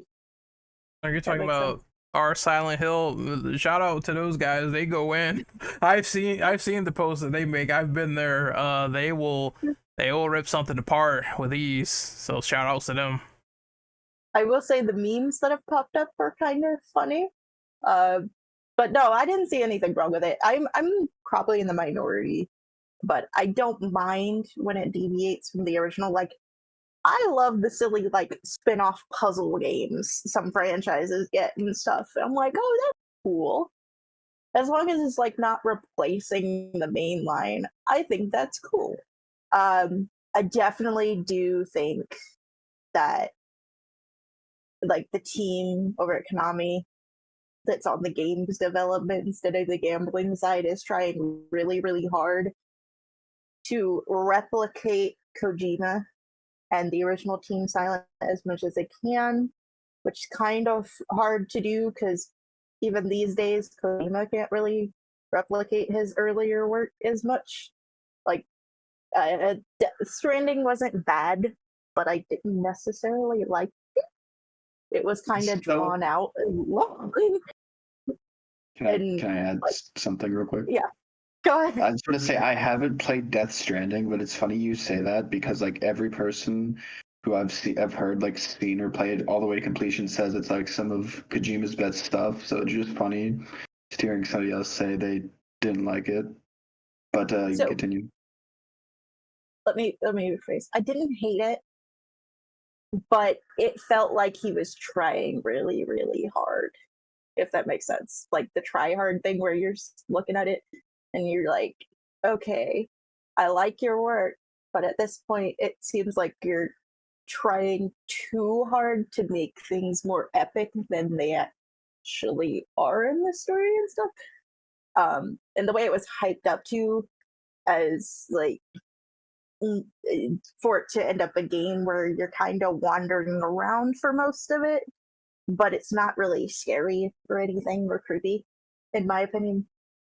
Everybody can bulldoze me for it. I didn't hate it. It was just I was kind of bored. I hate how Kojima presents a game now. I swear to God, like, if I'm gonna be honest, like maybe Kojima fans are gonna come after me on this podcast, but that OD teaser trailer was a pile of horse manure. I don't know how people just thought talking heads was something to clap over, but for me it's not. I saw the leaked OD gameplay and I'm just like, this is much better. Why in the name of God did they not show this as opposed to what they actually showed at the Xbox conference? They overdosed. Yeah, they overdosed on some crack or something, because that was like the worst trailer I think I ever seen. You're talking about the one where they just said like the actors and they were just saying like things with their faces? Yeah, that I don't get what that was. Bad. I don't understand. That was like so terrible. I like Kojima, but his marketing is so, I just don't like it. It's so funny because the Death Stranding 2 trailer was actually really fucking good. It looks fire. You got people shooting people with like electric guitars. Like, fill me in on that shit. That was amazing. And this is someone that I did not like the premise behind Death Stranding 1 at all, but the second one looks amazing. It's like, sell me more on just dumb shit like shooting people with guitars or more atmosphere, which is what I really like about Kojima, like a lot. Not all of this talking head stuff and I have to figure things out in riddles and I have to solve like an algebra complex to get the trailer. Like I hate that when he does that. But he's a great visionary, but when you have to figure out what he's doing, I'm gonna sell you a premise of strands. What is it? Well, it's like a stick and you go in strands and I'm just like, well, what? It's like, that's my main problem with Kojima, is like when it gets very confusing. See, there's a point though where you can do confusing and it's good. Like, oh yeah, Sam Lake and Alan Wake 2, confusing was good in there, but Kojima, where he tells me I have to use a stick to go in a direction to understand a mechanic, I'm lost, Chief. I'm sorry. I try my best to understand. I can't. Suda 51 is an example of like a dev. A good one too. He's a little weird, but I like him. His promotion tactics are very weird. Like, he was at PAX last week and he sat down and played the game with every single person and gave every person like a different tidbit about the new game, which is the most weird marketing strategy, but it works because it connects. He has a lightsaber where you can use it to jack off. I mean, it doesn't get any more obvious than that, and No More Heroes. Yeah. Like, if you're gonna do weird, make it something that connects, not something that only makes sense to you, if that makes sense. Yep. It's like, and Kojima just needs to be put on a leash sometimes. It's like, I love the guy, but sometimes, like, if you release a trailer like this or information like this, I don't think anybody's gonna get it. Sure, there's gonna be theories. I liked Silent Hill's theory when he released that, and people were speculating about that. Even the initial Death Stranding trailers were like fine, but I think it's gone a little bit too overboard at this rate. Yeah, and like, but yeah, like back to the demo. I think that it looked decent. It sounded decent. A lot of the interactions were good. Like, it was good for what it was, from what I saw. But I am afraid that those, unique experiences are few and far between, and it's definitely like rubbed way too much on PT. I think Konami was like, here's the full PT that we deleted from everybody's console. We want you to replicate this. And yeah. Well, I guess if they give a game a lot more time and effort, we'll see if they do first person with like some pizzazz again. But It just all is about the development time on that. So we're gonna move on to the next question, which is Silent Hill Ascension. I'm not sure if anyone has seen the general reception or some of the memes, or at least watched an episode. But if you have, what is your thoughts on that? And I'm gonna go with Brandon first. Well, I think I'd rather see James get fucked in the ass by Pyramid Head and watch another episode of Silent Hill Ascension. That is all. That's a description. All right. That's a pornography. All right, next question.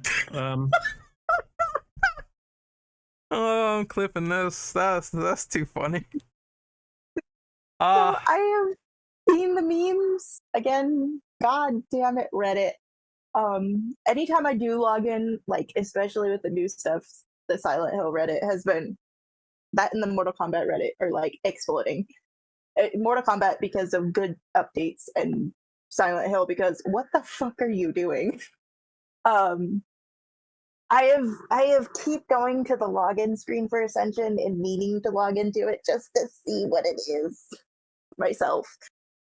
But yeah, a lot of people have compared it to like the mobile Silent Hill 3 port. They're like, I prefer to play this shitty thing. And I don't necessarily blame them for like as far as like the media that has been shared from the few people that actually have pushed the whole way through to the end of where it is right now. I say the end of where it is right now because I feel like this is going to be one of those things where Konami doesn't have to put in as much effort to make gameplay mechanics and stuff, so they're probably going to release a bunch more episodes.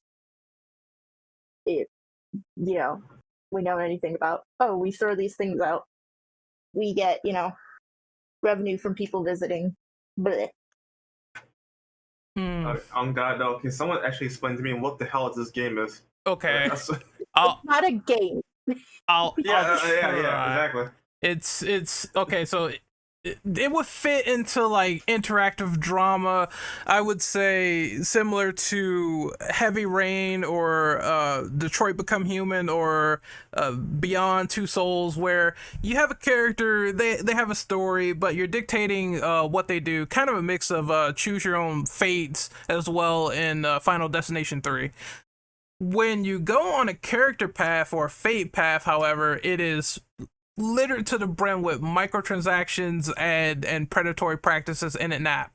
And once you have this app, you can pay for like stuff like emotes where it says it's trauma, which is or you could pay for character fates, and your name and your vote will flash up, and the person who has voted the most will lead to a character fate or an ending being changed or something like that, but you have to pay like a lot of money to do it. It is an idea that could work on paper. Like you like, look, if they put out an Until Dawn high quality style Silent Hill where it's like interactive drama, you move around a little bit, you know, some interactivity, I think that'd be a very interesting idea. But with the loot box stuff or the predatory practices behind it, and the fact that there is chat GPT levels of acting, I can see them doing this if the acting was good, but everyone sounds like they're drunk. There was a dude that I was listening to on one of the episodes where his sister died and he had no emotion whatsoever. I swear to God, it's like Jurassic World Fallen Kingdom has more emotion than that movie, and I hated that movie. It's bad. It's like someone just typed the script on AI and they repeated it with AI voices. It is the worst sort of storytelling and acting and script I think I ever heard in Silent Hill, which is why, you know, it was running around getting zeros. And I'm like, I'm not surprised after listening to this dialogue because it's so bad. There was one lady that punched another one, and she felt like she was talking to a preschooler before she punched her.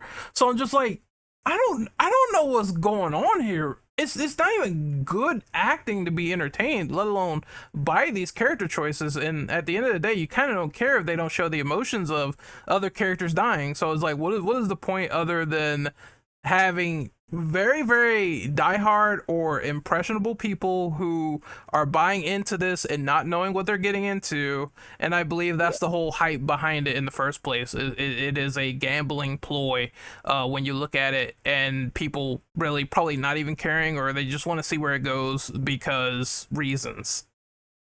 It's an updated pachinko machine that you don't even have to go to a store to get to. I'm sorry, I had to make that joke. So this is Alright, the new cash cow. Okay, they're getting around the legislation by kind of. You know what this actually reminds me of, like from what I've seen, and I couldn't think of the name of it.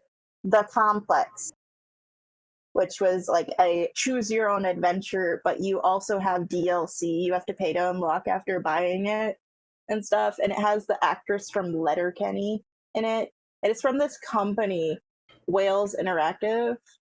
And they make nothing but these choose your own story games, and they get like really, really fancy actors to act in them. And there's some of the like most mediocre experiences. Like they'd be good if they were actually a movie, but it's really weird. But adding loot boxes, yeah, it feels like the old habits are dying hard of gambling over there. Real bad. I'm looking at the footage again because it's been a hot minute. This shit looks like AI or just animated. It doesn't look good animated. It doesn't feel good with the acting. The story you don't care about. The characters, they die, and other characters are like, well, oh my god, Lisa died. I'm sorry. No. Oh no. It's like it's such a robotic reaction that I just don't care about the choices at that point.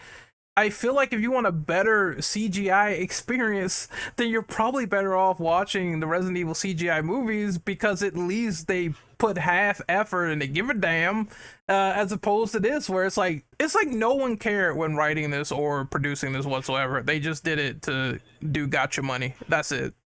You know, with that in mind, actually, though, why couldn't they just turn this into a animated series on Netflix or something?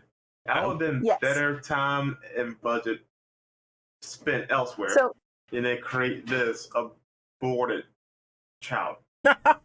So because that would actually require Konami to put in effort to a project. So they sold the rights to this company, the Genvid. That's why their name is on the top.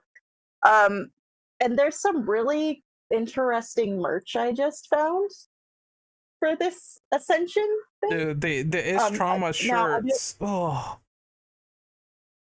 Now, I want to give you like some information. Apparently, this company is also developing a DC Heroes United interactive movie and a Borderlands one. Please God, no. I don't know how they got the licenses for this IP. Also, they also have Walking Dead coming. So they have 4 of the biggest IPs, and they're working on trying to put out a Pac-Man. Well, no, hold on. They have done Pac-Man before. They're wanting to put out a Pac-Man one, and they currently run the Pac-Man online servers for Facebook. But they have the licenses to The Walking Dead, Borderlands, DC Comics, like the animated, and then Silent Hill right now. I don't know how they got them all, but they did. There's also beanies that say "Welcome to Hope's Junction" now, and mugs, coffee mugs that change colors and shit. I don't know how they had so much money to do that, but they did. Also, they have a soundtrack coming out, or did digitally already though. But sounds like they're doing it physically from the website too, with Kevin Key of Skinny Puppy and one of the people who was one of the like composers behind In Quantum. So like they didn't get cheap soundtrack people either. So it sounds like they made a lot of money off of Facebook games. Like, gotcha for that. and then bought all these IPs that they're now making episodic things out of, working on it. And Silent Hill's just the first of them. It seems like they just sort of skimmed through this, like, behind the scenes and rose their way to the top, and now it's like people are seeing the fruits of their labor. And it's not good. They snatched up Silent Hill, which is the first one to have an official released episodes and stuff. And then, we have DC Heroes United to look forward to, which kind of worries me about the way DC Comics has been putting out stuff and rebooting, that they might just start doing, instead of animated movies, this. Like, now that I see that, because I was like, what do you mean this thing has merch? And then I clicked on their website, and that was a big mistake. So I probably it's not good. Just bad episodes. They're also making lots of merch, and they have the full license for it. So I started thinking this when they were making skateboards. I was kind of like, that's kind of strange. I don't associate Silent Hill with skateboard, but fine. We'll go with it. So Konami has been sort of doing that a lot lately. I mean, hey, I've got one of those skateboards. They're pretty cool. Yeah, especially the memes where James is riding on them and he's jumping over his wife. I thought that was hilarious. Just have him the next DLC for a Tony Hawk game because of all the skateboards. Oh god, I love it. Alright, covering. I think we should move on. Truth be told, because I don't think anyone's got anything good to say. Yeah, all right, that's fair. Again, I'd rather see James get fucked in the ass by a pyramid head. Like, just move on. And he doubled down. Comedy. So, and yes, he did double. Moving and now he's along. given some random Patreon creator some ideas for the hub. Thanks a lot. Moving swiftly along, because I heard Orange YouTube was mentioned. Konami has funded a new Silent Hill production team, and it's going to be internally as one of their own studios, which seems to align with reports from months back with an internal team working on a new horror game. Currently, the new Silent Hill team is hiring. How do you feel about this company going back to game development with what is essentially a new Team Silent from what it seems like from the outset? What's the catch? That's the first thing that came to my mind. What is the catch with this? I understand, like, they're out of the Pachinko game, so they have to sort of make some sort of revenue, but I have this I have this ticker in the back of my head, and it's kind of just like, okay, you guys kind of disbanded Team Silent, and I don't know if that's like, I don't fully trust it. I don't mind them doing an internal team because I do think Silent Hill would be great if they developed it in-house as well as like outsource it and make it into a much bigger IP than what it is, because honestly it does need that outsourcing. It does need people with creative hands on it. I think we said, though, for the longest time, it is about the quality control as well, because they just sort of let anybody with a resume touch Silent Hill, which is not the greatest. So that they need like Japanese hands on it, and then they need like good teams that can supplement the series with interesting ideas that, are up to quality standard. And I said this before, like, why not get some Sony studios, PlayStation studios that do these high tier games to probably work on a Silent Hill game? That'd be kind of cool to see. But I'm not sure. I feel like the best course of action is to be cautiously, optimistic or even, skeptical until we see the actual quality of the studio, where they're not all just like splintered off after a certain amount of games because reasons. And that's what I feel about the new Silent Hill production team. Good idea, but will they keep it around? That remains to be seen. Brandon, what about you? Oh, sorry. Yes. I was gonna say, I'm also curious, but I will give my thoughts in a moment. Brandon, because I know you have thoughts. Yeah, I'm thinking. Yeah, but I'd say this is a good step in the right direction for them to have like another production company within, the walls. I just hope that can lead into them doing other stuff with the IP. like as Ray mentioned, maybe give them to like I don't know Sony Studio to get them to make a Silent Hill game. I mean, shit, Sony has what is that horror franchise they have? Siren? I can't remember. Yeah, Siren.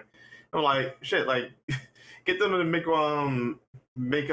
like Silent Hill with Siren inspiration or something. Like they have the blueprint right there, you know. So, but essentially, what I want out of this is going to bleed into the next question. So I want to get my full thoughts on that. So I'll go ahead.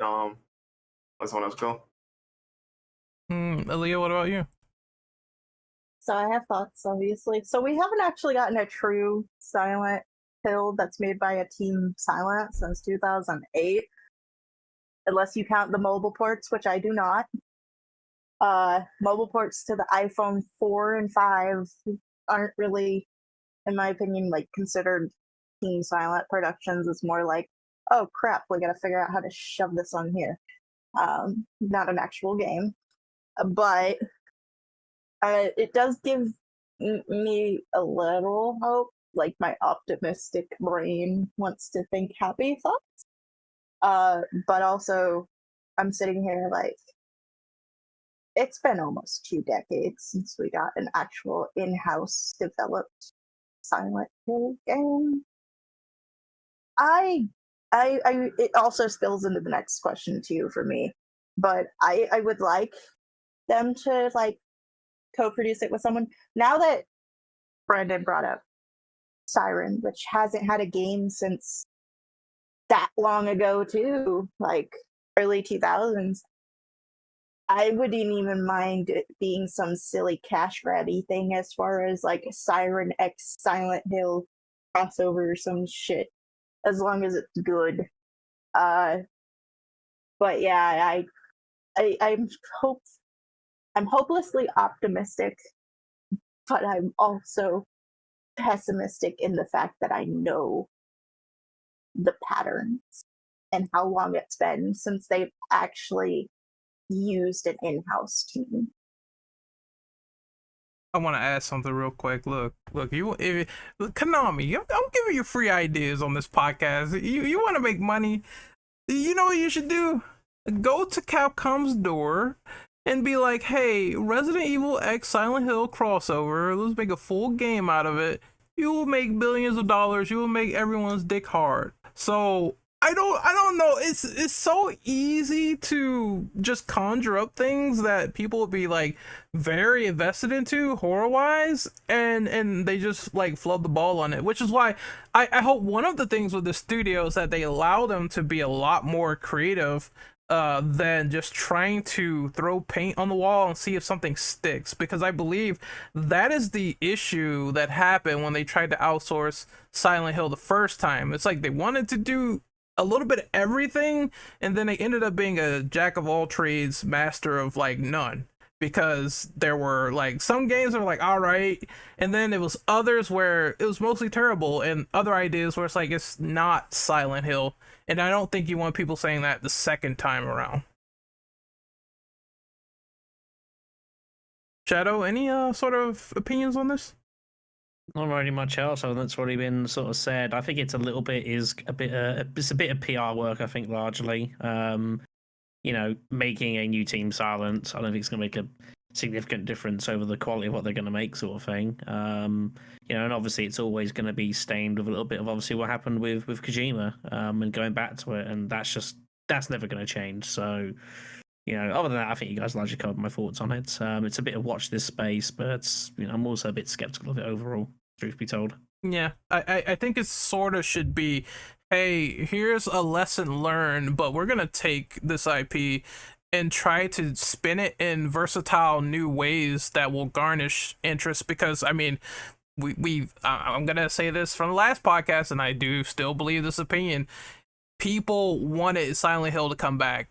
With the amount of posts and every state of play that came up before it actually was announced and all this other stuff, there was a high vocal demand of each time. We seen the Kojima blue box conspiracy, which was fun to partake in when that happened, but there was a lot of play up when people thought Silent Hill was coming back, and it really didn't each time. So I think they could take this opportunity to capitalize it and do something really interesting. I just don't think that if they flub it again, it'll be like third time's the charm, because sometimes I think by that point, it's going to be a lot more Resident Evil remakes and a lot more sequels, and at that point, it's still going to keep overlapping Silent Hill in terms of a marquee horror franchise. So this is their time to sort of rise up and be like, a companion piece to what is going on in the environment, which is having more great horror games.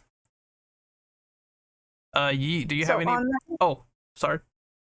I was gonna say, on that, they could pull an SNK and make the third time actually a charm as soon as they yeet the dictatorship over at Konami out of there.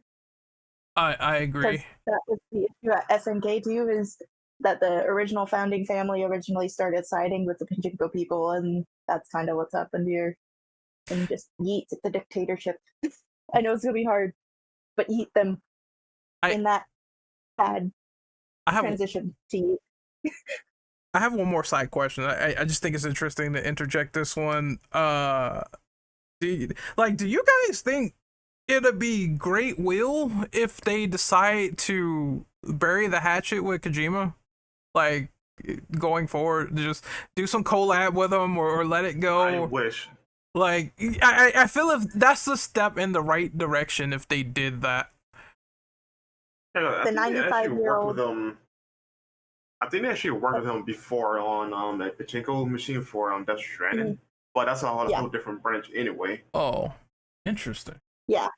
So I agree, but I feel like because of the arguments that Kojima had with the founder, who's still at the helm at almost 100 years old, it would take some, like, I know you said they had restructuring earlier, but I'm talking about like the owner restructuring, not so basically get him out of there. Take his old ass out of there, take him out like Old Yeller, and just not literally, but take him out of the company shareholder wise. I don't really see what Kojima would really have to gain out of it, being honest. That's true. He's already made his name. People know who he is. He's already got a stellar, a well-revered book of work to his name. Like, does he have to be related to Konami for that to matter? I don't think so. That's pretty obvious at this point. So stuff and all right, he doesn't have he's able to do much with obviously something that he obviously had a huge part in developing and such. But I really don't see, like, it's a more of a case like Konami would have to go to him. I don't see any real reason he'd go to them. Oh, absolutely. Absolutely. That's just the nature of it. And I think they'd have to make some. I don't know. I'm not going to speculate what they'd have to potentially do, but I can't see it happening. I think he's probably largely over it, and he's moved on and he's done well for himself outside of their scope, and ultimately it's their fault in the end. They shouldn't have had what happened. Obviously, again, we mentioned obviously about the Game Awards. It was a complete just a complete joke, really. So I guess it would be to me just mending a bridge, which would be cool, I guess, if that's the final thing that they do. But yeah, you are correct that he's in his own studio now. He did say that he's never going to get someone to buy him up, which is great, because he kind of knows what happened last time when that happened. He was not in control of anything. He just lost all the stuff. So I think that's a great position for him, but I do think that he also has a mentality where it's like, stuff doesn't really affect him past wise. It's like, oh well, it's water under the bridge, it's whatever. He said that on his podcast, Brain Scratch, where he doesn't really he said he didn't really have any animosity towards them, which I find is a very interesting comment considering what they've done to him overall. So it's just a little tiny bit of like, okay, that would be cool if they did approach him for a conversation like that, because he doesn't really feel ill will towards it even after what they have done. So but yeah, they would have to come to him. It can't be the other way around, because it doesn't make sense. So I could see them like, sorry, I was gonna say the only way I could see it is like, as somebody who is like that and very forgiving even of people who have done like the worst things to me, I understand not holding grudges and stuff, but I also feel like in order for like it's one of those situations where the apology has to be as loud as respect. Quote CM Punk, even though I'm not a huge fan of him. Did you be hearing from the punker in this stream? Oh, that's interesting.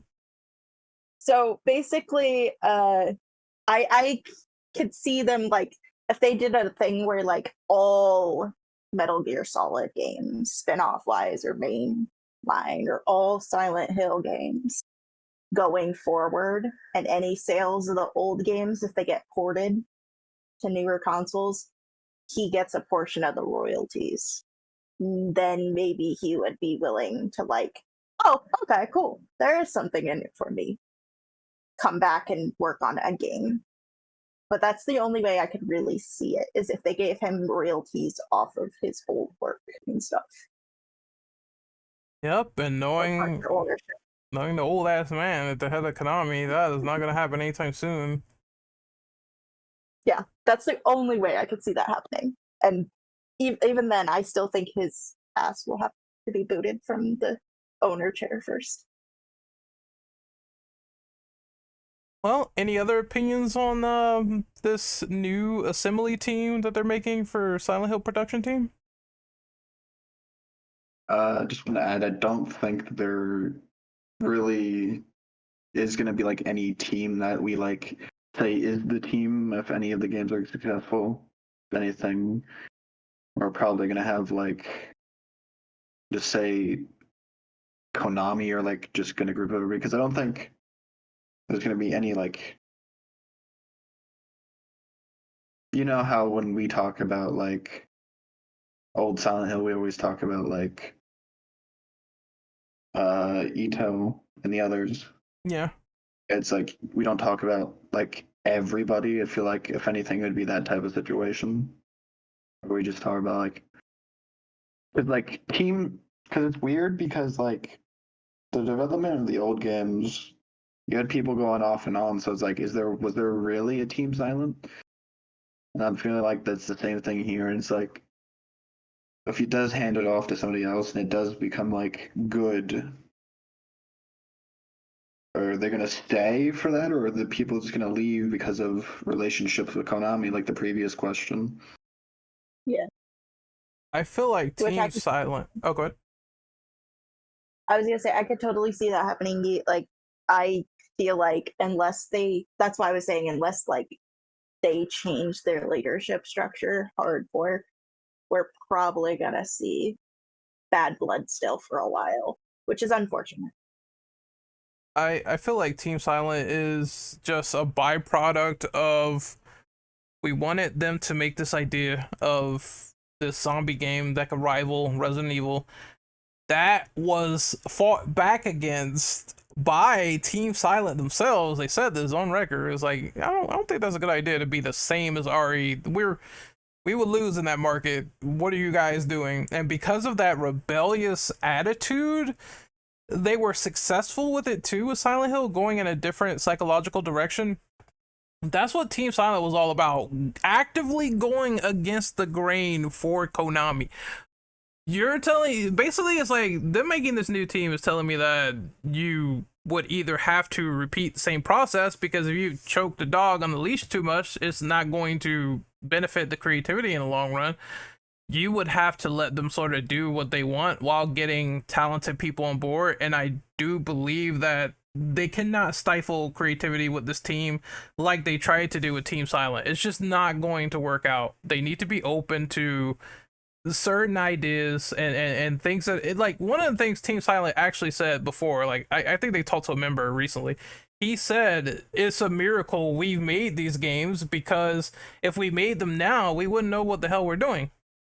Which shows that the landscape for gaming has changed for those guys in particular.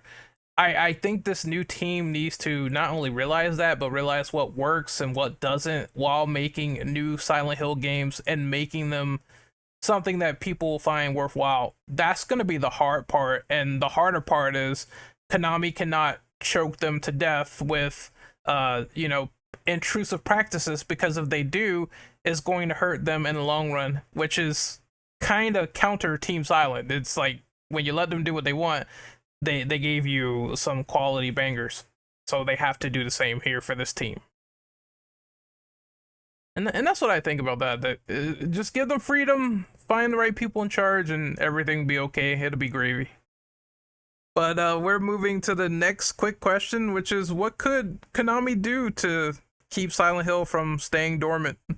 Well, one of the things I just said, don't kill creativity. That's number one. That's an easy one, honestly.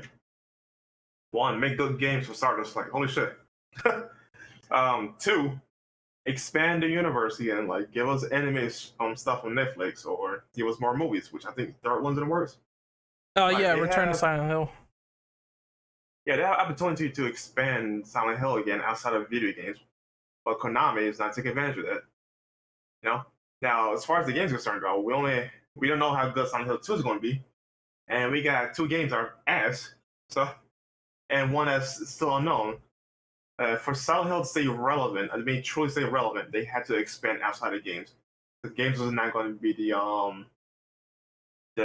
killer hit as it stands right now. I mean, I'd argue that their forays into alternative media so far haven't been the best well received. It's not been the best, that's for certain though, but it's still an option available to them. Yeah, Like, I for agree. fuck's sakes, the Resident Evil movies, live action ones, are ass too, mostly, right? But they're successful and got people into the games. You know, so like they gotta do something to keep it relevant. Yeah, I'm not saying that it hasn't worked, so they shouldn't do it. It's just that, you know, it's kind of, there's not a best track record, and, you know, like I say, I think they're better off just personally just kind of sticking to, you know, some of the IPs. That Silent Hill F was mentioned earlier, and, you know, I'm looking forward to that. I think that could be really, really cool. Something we know, but with a different kind of theming that we're not really that familiar with over this sort of part of the seas. So, you know, stuff like that I think is probably the way to go about it. Obviously there's going to be, you know, depending on how this remake is received, there'll obviously be questions about what to go on beyond that, which we'll get into in a moment as our last bit on the podcast. But, you know, I can't see Silent Hill 2 remake being a bad game. I just, you know, as I said, like with Remake 2, like, you know, having not played it, I was like looking at, like, I can't see how this is going to be bad. It's going to be like horribly received. I'm sure it'll be at least, you know, fairly decent. I think there is a high bar for it, definitely, but I can't see it falling below that, truthfully. So, you know, I guess we'll kind of see as we go. But yeah, like, you know, obviously they've done bits and pieces delving into different kinds of media. They've also had crossover of other licenses as well, like Dead by Daylight and stuff like that, which I think was nice. And yeah, if anything, go down that route more, if anything. But they'll probably, I think, largely have enough content of their own to keep themselves busy. So we'll see. Okay, I have a paragraph actually I put together because this is the one question when I was scrolling through I started typing on originally. So, one of the main things, bring in good writers. A lot of the original writers had good experience not only in video games but in horror media in general. So I would love to see that. Like, good creatives on the writing side. We will need that are good, who can work like on just being creative, to go hand in hand with those who are like only known for, you know, navigating the politics of marketing and the games industry. Having too many hands in the pot who only know what to do for game industry politics and how to, you know, satisfy higher ups behind the scenes is causing so much to be demolished creatively and artistically that it's coming to the detriment of this entire franchise. Like, this will go into the next question, but I felt like there was a lot of the games during the time that they were being outsourced that had a lot of potential and started off really good, and then you could tell that like there was a lot of rush and like cuts in production costs and cuts in the material because they didn't want it too long and they didn't want to have to develop more than one disc, or, you know, those myriad of things were out. The Wii era, PlayStation 2 after 4, you know, all of those things, like PlayStation 3 and PlayStation or Xbox 360, PlayStation 3 and Xbox 360, like a lot of stuff fit on the PlayStation 3 discs. So there wasn't really a reason to cut so much content, because I don't know if you guys ever look at this website, but like Unseen 64 and the Cutting Room Floor are like really good places to find like the assets and stuff that are just chilling on these discs, because nerds figure out how to get to it. And there's always so much stuff that's just cut for cost measures, and it's kind of ridiculous. I understand staying within budget, but sometimes they cut it so quickly, so fast at random because of corporate greed that it's really disappointing.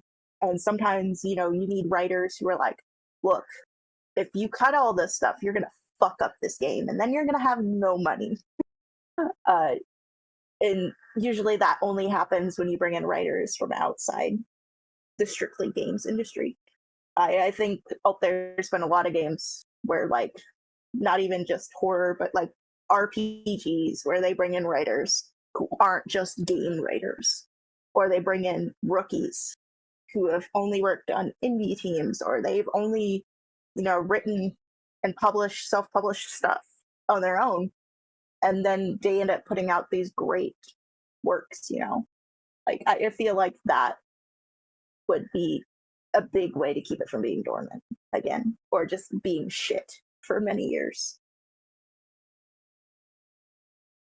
I personally agree. I also think the output is also a problem.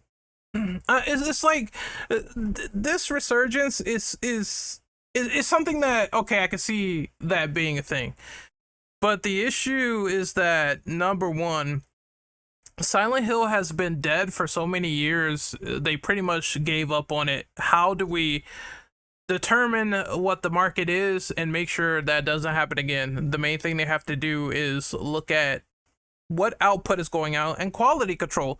Because I mean, I hate to say it, I hate to be a broken record, but it's the perfect example for a situation like this. We see how RE games come out, and we see how they come out quality.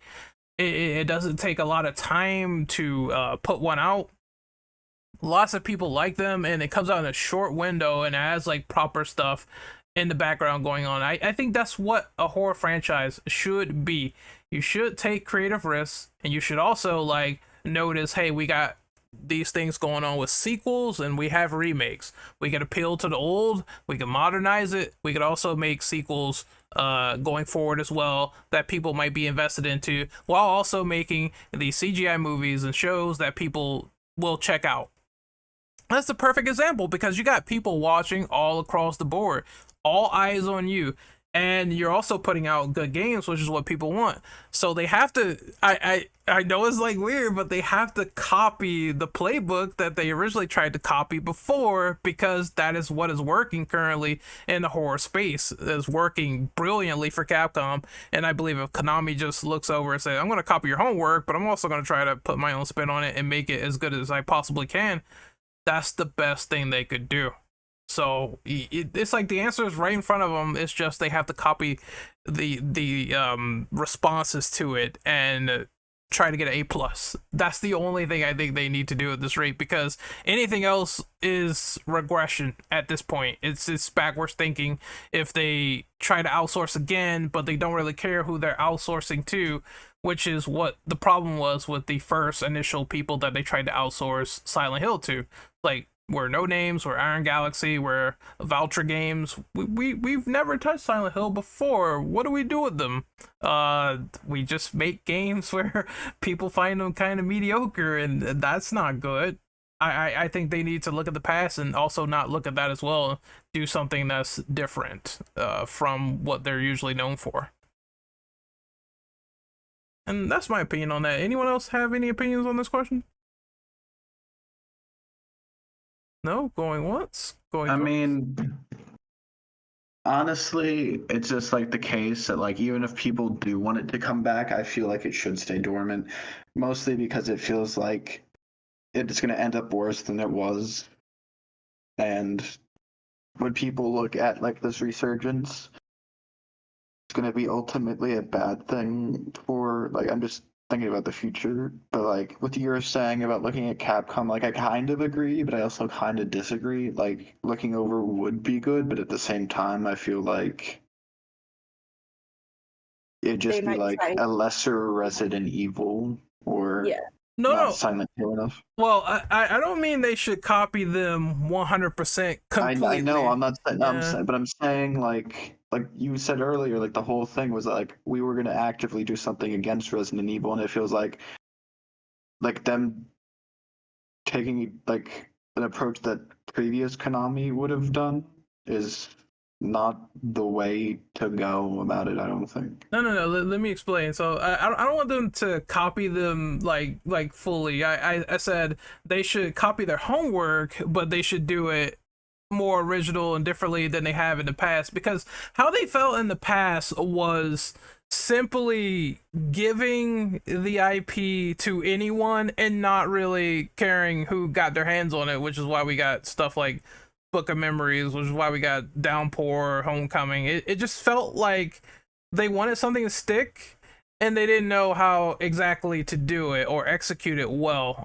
Which, I mean, they do have their own playbook, which is the Team Silent games that a lot of people look on and they revere that as, okay, this is the blueprint, but they also have to modernize it, which is what Capcom is, and 100% will be at the current time successful at, because that's what they accomplished with Remake 2, even to an extent Remake 3 and Remake 4. They made all those games play and fundamentally look great and added stuff to them, for better or worse. So they should so they're saying they have a problem with modernization, at least the original Team Silent. They said, oh, we wouldn't know how we made those games again. So they should have the originality put to them, but they should also have the quality control output, which I think they missed out on the last time they tried to bring Silent Hill back, and it didn't turn out too well. So I think that's the problem, is that they don't have the proper heads in place. Okay, can I play translator for a second? Because I know we've talked about this before too, about just bad spin-offs and stuff. I think what he's trying to say is to copy like the marketing strategy of not just throwing it at whoever and throwing whatever at the wall. Mm-hmm. I think what he's meaning is like, look at how they market things, look at how they handle quality control very, very precisely, not copy the gameplay. Like there were a lot of times where people were like, oh, this should copy the gameplay, which I have always disagreed with, like you did. I think what he means is like, as far as like, okay, we need to take things more seriously and not just throw our IP all over the place. Yeah, if that makes sense. That's what I mean. I was like, for that to happen and then for them to take it more seriously, they would have to look at someone who actually has a resume. I still think the main failure of those Western Silent Hill games is the fact that they looked at anybody and anybody could make a Silent Hill game. And I don't look. I'm not the one to stifle creativity. You can make whatever the hell you want. I'm totally fine with that. Your game could be put out there, but I do feel like if there's not a bird in the room watching the person and saying, I don't know if this is a great idea or not, then what happens 9 times out of 10? It's either a very skewed idea or something that's great, and I don't think they could do 50-50 on Silent Hill anymore. It's sort of, that era is kind of past now after they did Western Silent Hill, and that was 50-50 and it mostly flopped. So what they have to do now is they need a hit.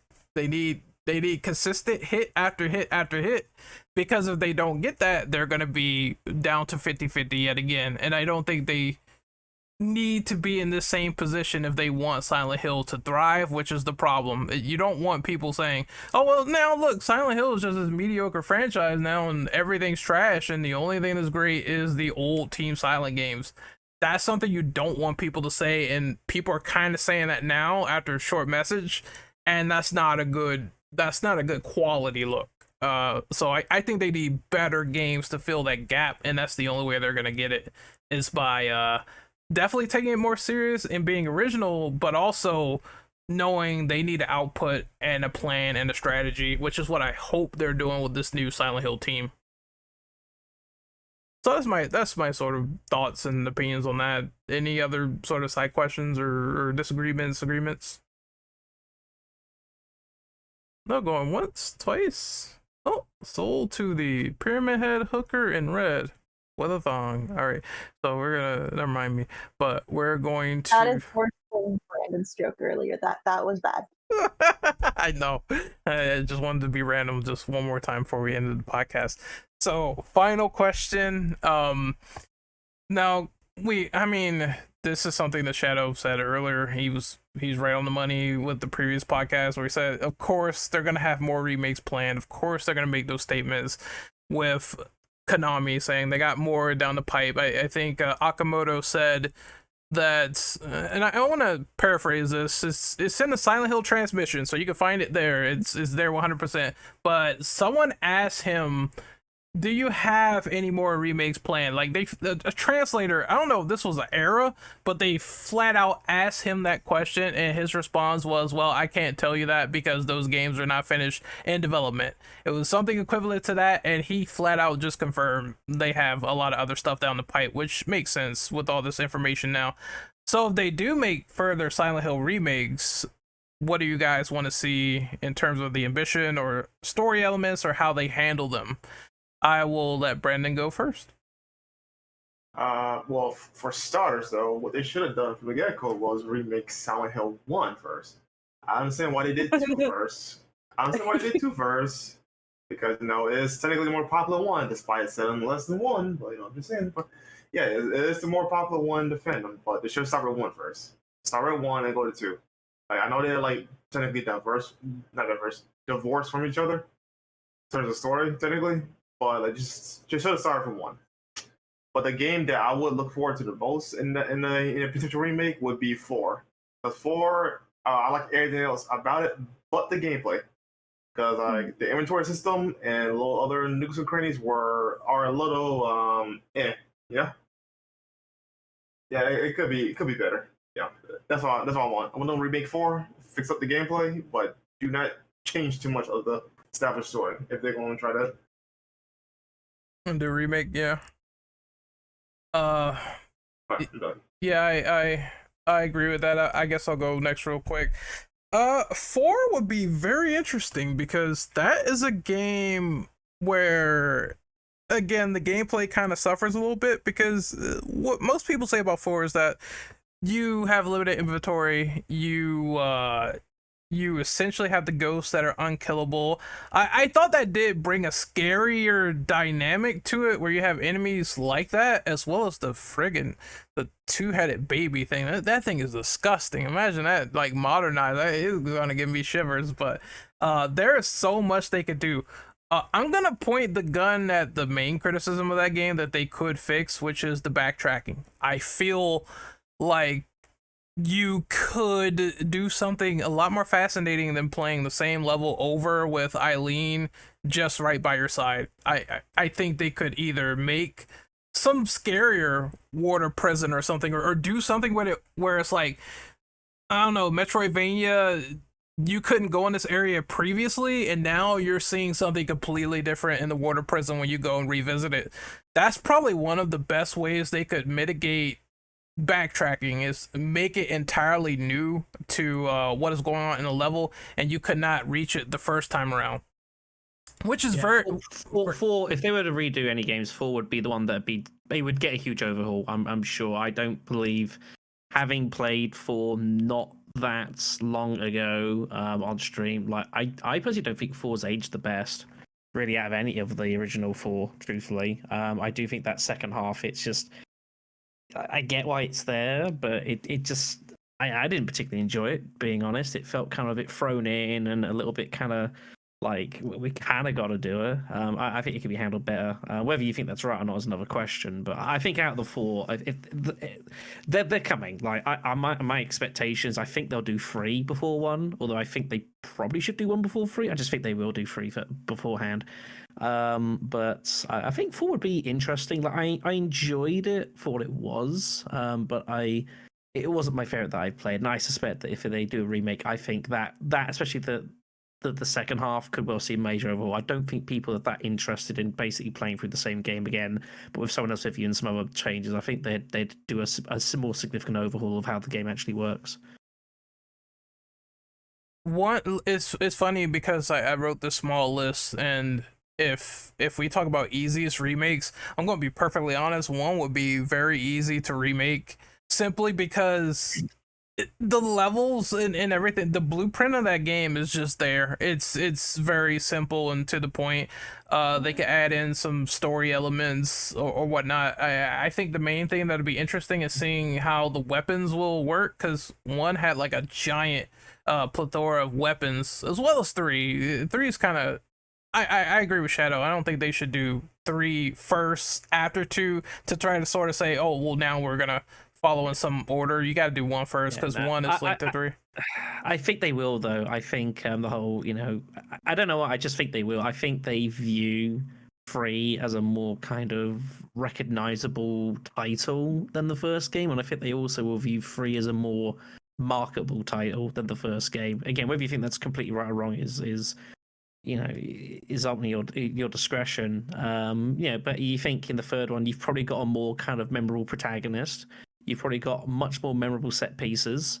You think like going through like the carnival in Silent Hill 3, with more modern day graphics. That's really an appetizer for it. And I know you say, oh, the carnival was in the first game. I suppose yes, it was, but I just think that they'd do 3 beforehand. I think they'd feel, personally speaking, I think they'd feel it's easier for them to take Silent Hill 3 and update it than taking Silent Hill 1, which is ultimately a different generation to the one they're already working on. And so it's not going to be quite the same. And I think they'll do 3 and then like they'll see where it goes. But I'm sure that they'll do something from 2. I can't see it having a bad response. And I'm sure they're already planning on doing it. I would imagine seeing here, they've already got it in the back of their minds. They're already looking at what they're going to do after this. I would be surprised otherwise. Yep. So, random side quest here. So, I wonder, I know you said it's going to be easier for them to not do 1, but also, they already remade 1 at one point with Shattered Memories. They do. And so, Yeah, I mean, this is true. So remake is kind of a stretch. More like just taking the story, reimagining. Yeah. So I could see one of 2 things happening: them just skipping it because they consider Shadow Memories as the 1 remake already, and just going "fuck you, suck it up," or they use Shadow Memories as a basis for making a 1 remake with higher technology, if that makes sense.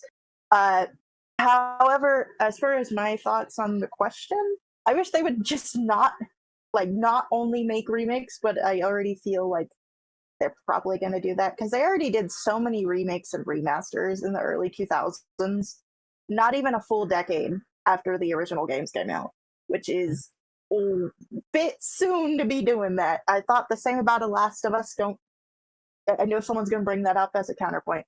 The Last of Us being remastered less than 4 years after it came out was a bit much. I don't like that business practice, personally.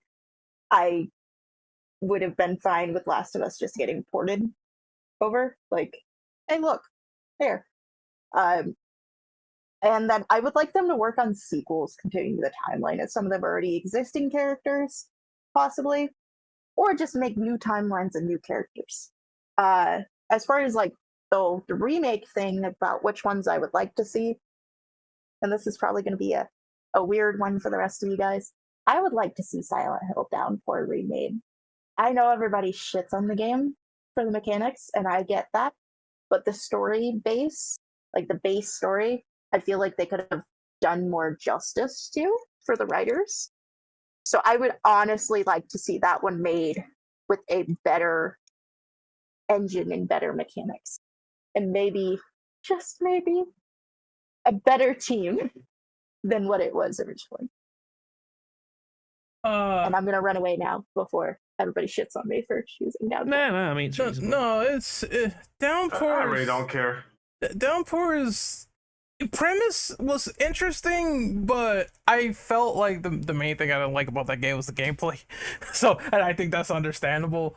As for like, yes, them choosing like remakes and remasters early, like I said, we've seen cases of popular games get remastered in like less than 2 or 3 years, which is if they see that hit, they're definitely going to put it on like another system, which is kind of just the nature of the beast.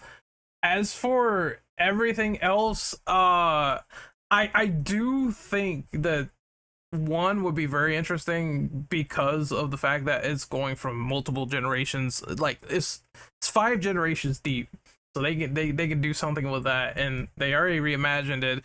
Even older ideas, stuff they cancel, like before it was Silent Hill Shattered Memories, it was like Silent Hill Cold Heart, which was supposed to be completely original with that same profiling idea.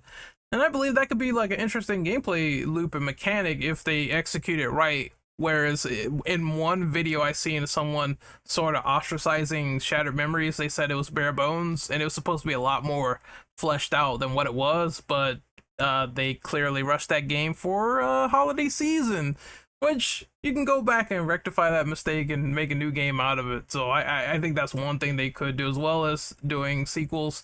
I don't know what it was. I'm just gonna bring this up randomly. It seemed like to me the Silent Hill F and the Silent Hill short message, it seemed like it was going to connect in a way, because that same blossom flowery chick that chases you is also present in the F trailer, which I'm kind of like, okay, are they trying to blend a previous Silent Hill that was in like old school Japan and then have this modernized Silent Hill, and it's like the same world, the same flower infection that is happening to people? That could be interesting going forward, because you're creating like what is essentially a new sort of lore, and I don't think that should be dumped at Silent Hill F. You can make a modernized version of that and see how it's affecting people that way with this whole phenomenon. So I don't see why not. There's various ways they could take it. I just hope that if they do Silent Hill 3, please do 1 first, because the story just, you need 1 and then you need 3. I can't see it any other way. If they do it backwards, it's like, okay, I'll still take it, but then it's kind of like, I don't know, it kind of gives me those feelings of like people saying they want Resident Evil 5 first and then Code Veronica like later, and then I'm just kind of like, it's the other way around. It's kind of disjointed, out of order. I'll still take it, but I do understand where those people are coming from, so I probably feel the same way, but I'm not going to complain too much because I'm still going to play the goddamn games anyway, so that's kind of how I feel about it. On canceled topic, since you brought that up, I would like to see Silent Hill 5 finally out of development hell. Oh, I'd like to see shadows come out of the shadows, bad pun intended. But Akira said it was like the most dark and like mental health focused that they have ever gone, which makes me curious, because he continues to like allude to it in interviews decades later, that like it was very mental health focused.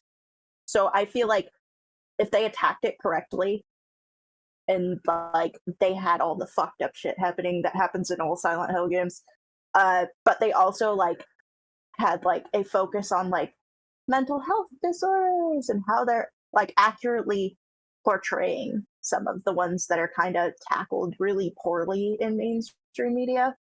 I feel like that would be nice. Like that is just one that's kind of always loomed over the series and just sat there. And then they're like, oh, it's in development again. And then around like 2011, they were like, oh yeah, we just canceled it. And I was like, so I wonder if like the upper heads there thought, oh, well, mental health concerns aren't really marketable. I would like to see them at least try, because they could be wrong on that. Just a thought. No, number one, that's kind of ironic considering what is the context of Silent Hill's short message. So that it's like I'm not gonna lie, like it ultimately did resonate with me, but it's very, very blatant with the themes of that game. And number two, I always felt like Downpour was a great, no, not Downpour, Homecoming. I always felt that Homecoming was a great premise of a soldier having PTSD and being in Silent Hill and seeing the fucked up shit that he would see. But I feel like that is another execution that they flubbed the ball on, and they did not realize the full potential of that in Silent Hill Homecoming, which is something they should revisit and just go crazy. Like, again, Silent Hill is based on Jacob's Ladder. Make a version of that where it's everything's going insane. You see the soldier seeing all sorts of fucked up shit in the nightclub and demons erupting out of people, and his PTSD is just like all over the place. He cannot live a normal life.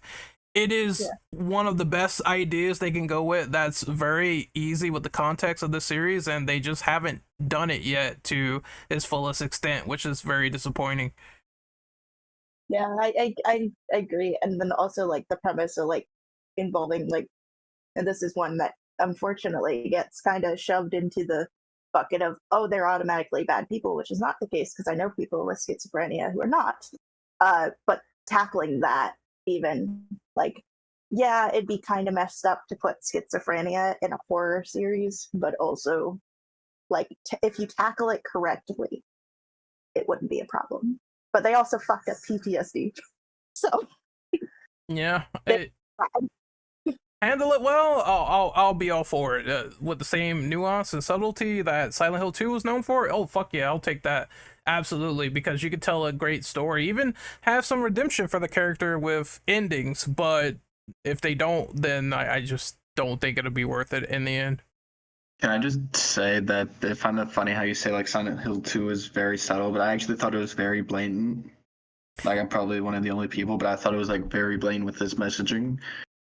Because especially towards the not the ending, but like the prison section. Yeah.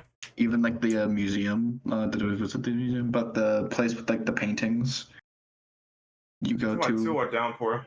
2. I'm talking about 2. I just thought it was like, I thought it was just like from there onwards, it was kind of blatant. I'd say the most subtle part of the game was probably like the beginning portion, and like from the forest to the apartments. As it went on, it got more blatant. But you could say that it's purposeful. So I think it's purposeful, and I think that's what makes it so great. Because you're kind of, as you're going on, it's James having to come to realize that the reality of the situation. And you could say whether or not that's intentional, but I think regardless, it still makes the game interesting.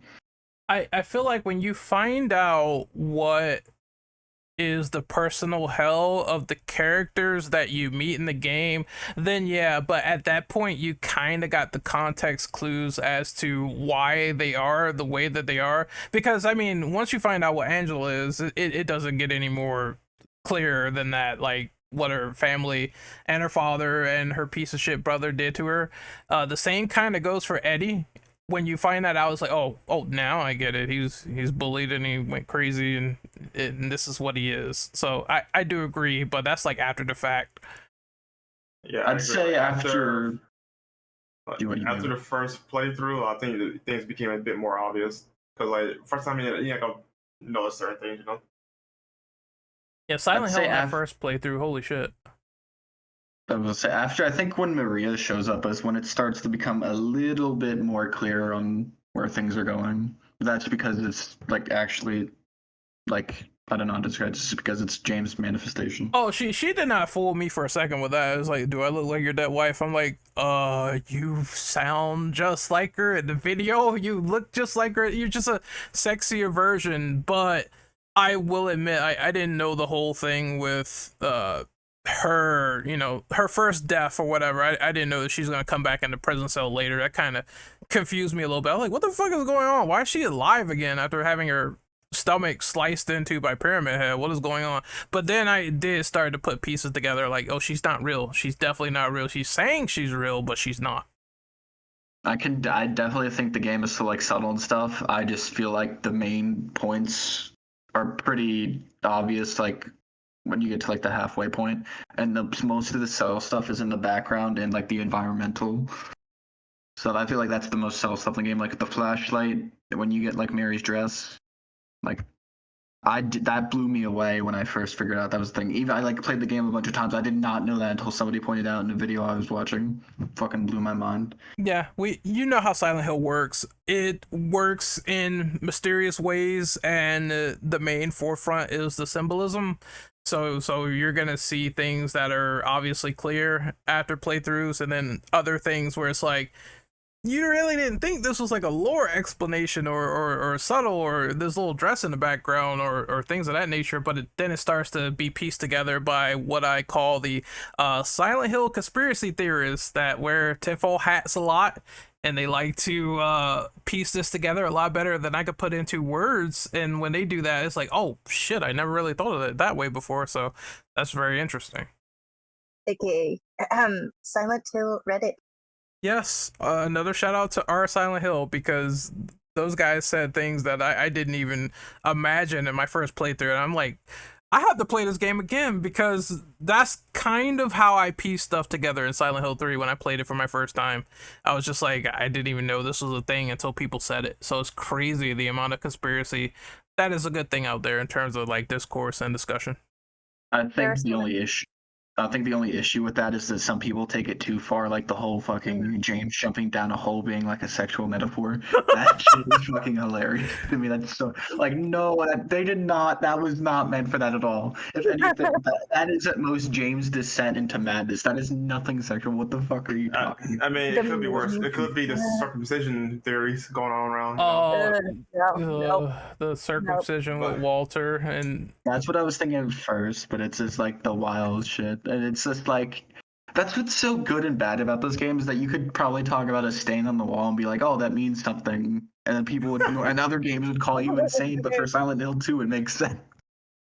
And the people who play it over and over and over again, like there's like 10, 15 people that I see on there all the time who sit there and play the games nonstop when they're not working or dealing with family stuff. And I'm like, dude, how do you play the same game over and over and over again, trying to find something else? I don't know how they came to the conclusion that Walter was circumcised, and thus this is why everything is happening around him, because he is angry at that as a baby. I don't see those bizarre theories, jumping down a hole and thinking it's like 3 vaginas stacked into one. I don't pay attention to those. If anything, I'm gonna laugh at those. I'm like, what are you guys talking about? I'm like, what is that?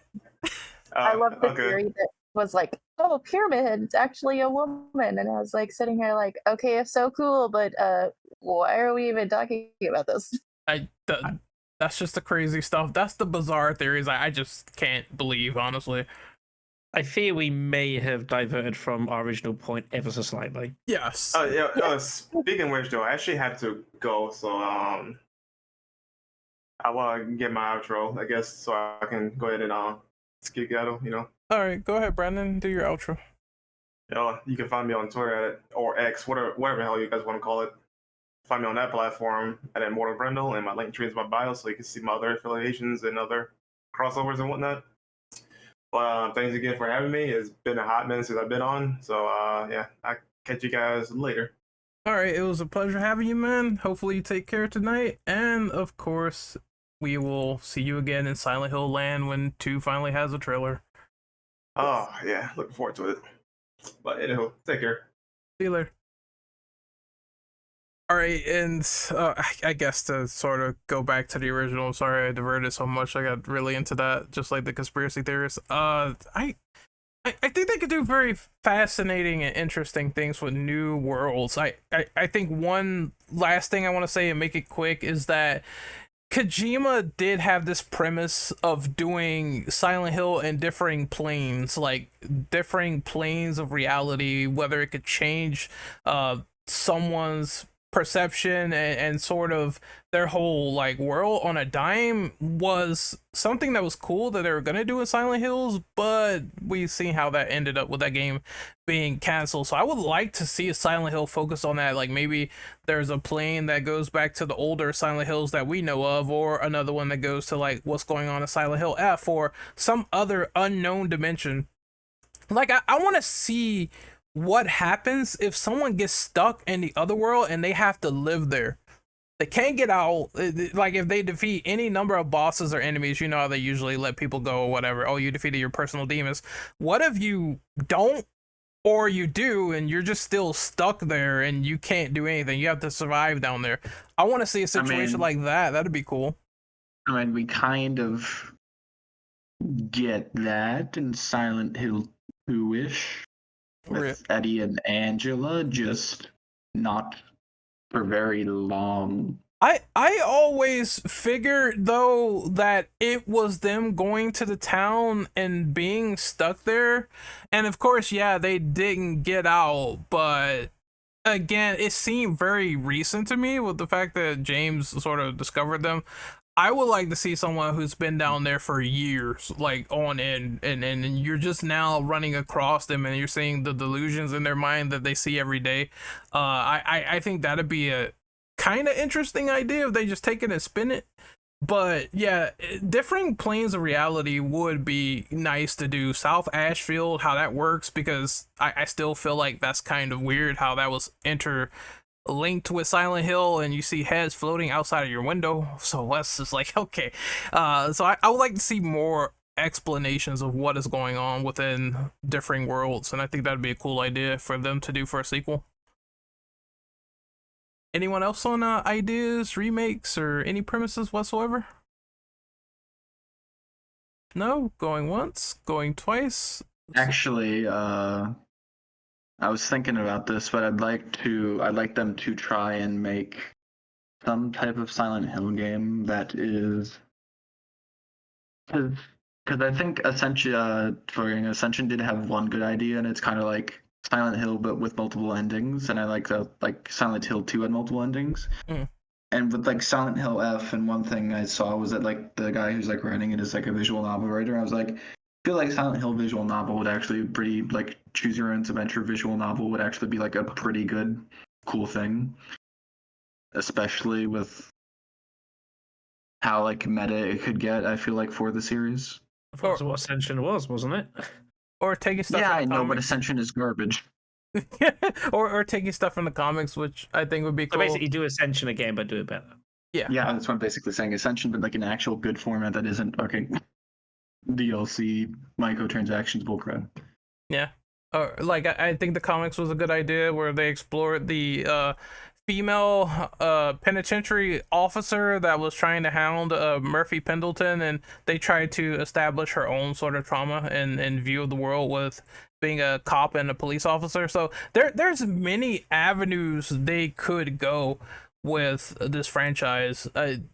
Just the only thing that I hope is that it's in a good direction, and it's a varied direction, because I think anything lesser would be counterintuitive, honestly.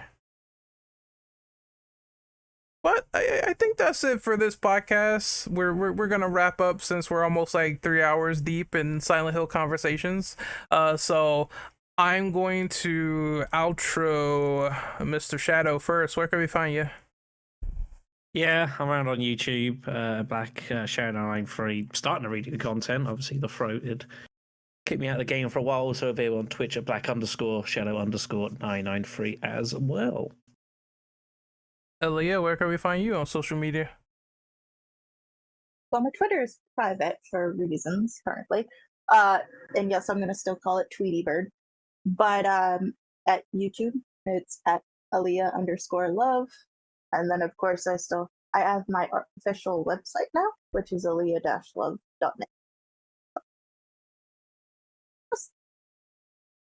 Hey, Yeet, where can we find you? I do not prefer giving out my socials, but I will say that I am on this Discord, so if you guys want to hit me up or message me or something, you can always join the Infinite Ammo Syndicate Discord. There should be a link in the description, and my Discord name is Yeet, so if you ever heard my comments and you was like, hey, this guy is bad or good, or if you want to just debate me on meaningless shit for like hours, I'm cool with that too. Just DM me. All right, and that is the Cult of Horror Discord, because, we do have two of them, but Cult of Horror is where you want to come over and talk Silent Hill stuff. You can find me on YouTube at Renegade Operative. You can find me on Twitch at Renegade_Operative, and you can find me on Pornhub. No, you can find me elsewhere. All my socials should be here. I'm not a hard man to find under that name. Inoperative 61. On Orange YouTube, wet. But I'm not a hard man to find. I'm gonna be trying to get this podcast up, and also you're probably gonna see us play Helldivers very, very terribly on this channel pretty soon, because I've done some co-op with some friends and I managed to get shot in the head by them several times. So if you want to laugh at me failing terrifically, it will be also posted on this channel as well. So enjoy yourselves. Until then, we're gonna sign out. Next time we might hear Silent Hill stuff is in May, and if they have a trailer or something, I definitely will have people around to talk about it, as well as a release date. And I don't know if this is going to happen, but I'm going to pray. I'm going to put my 2 fingers up and pray, peace signs here, that they give us a demo of Silent Hill 2 Remake. If they do, it'll be something else to talk about. Capcom was generous with RE4, so I'm hoping Konami bestows us with the same sort of mentality, but that might be a pipe dream in itself in Silent Hill. I guess we'll see what happens. Until then, we're signing out. This is the Infinite Ammo Syndicate. Cult of Horror, we're in the money, and we'll see you guys next time. Later.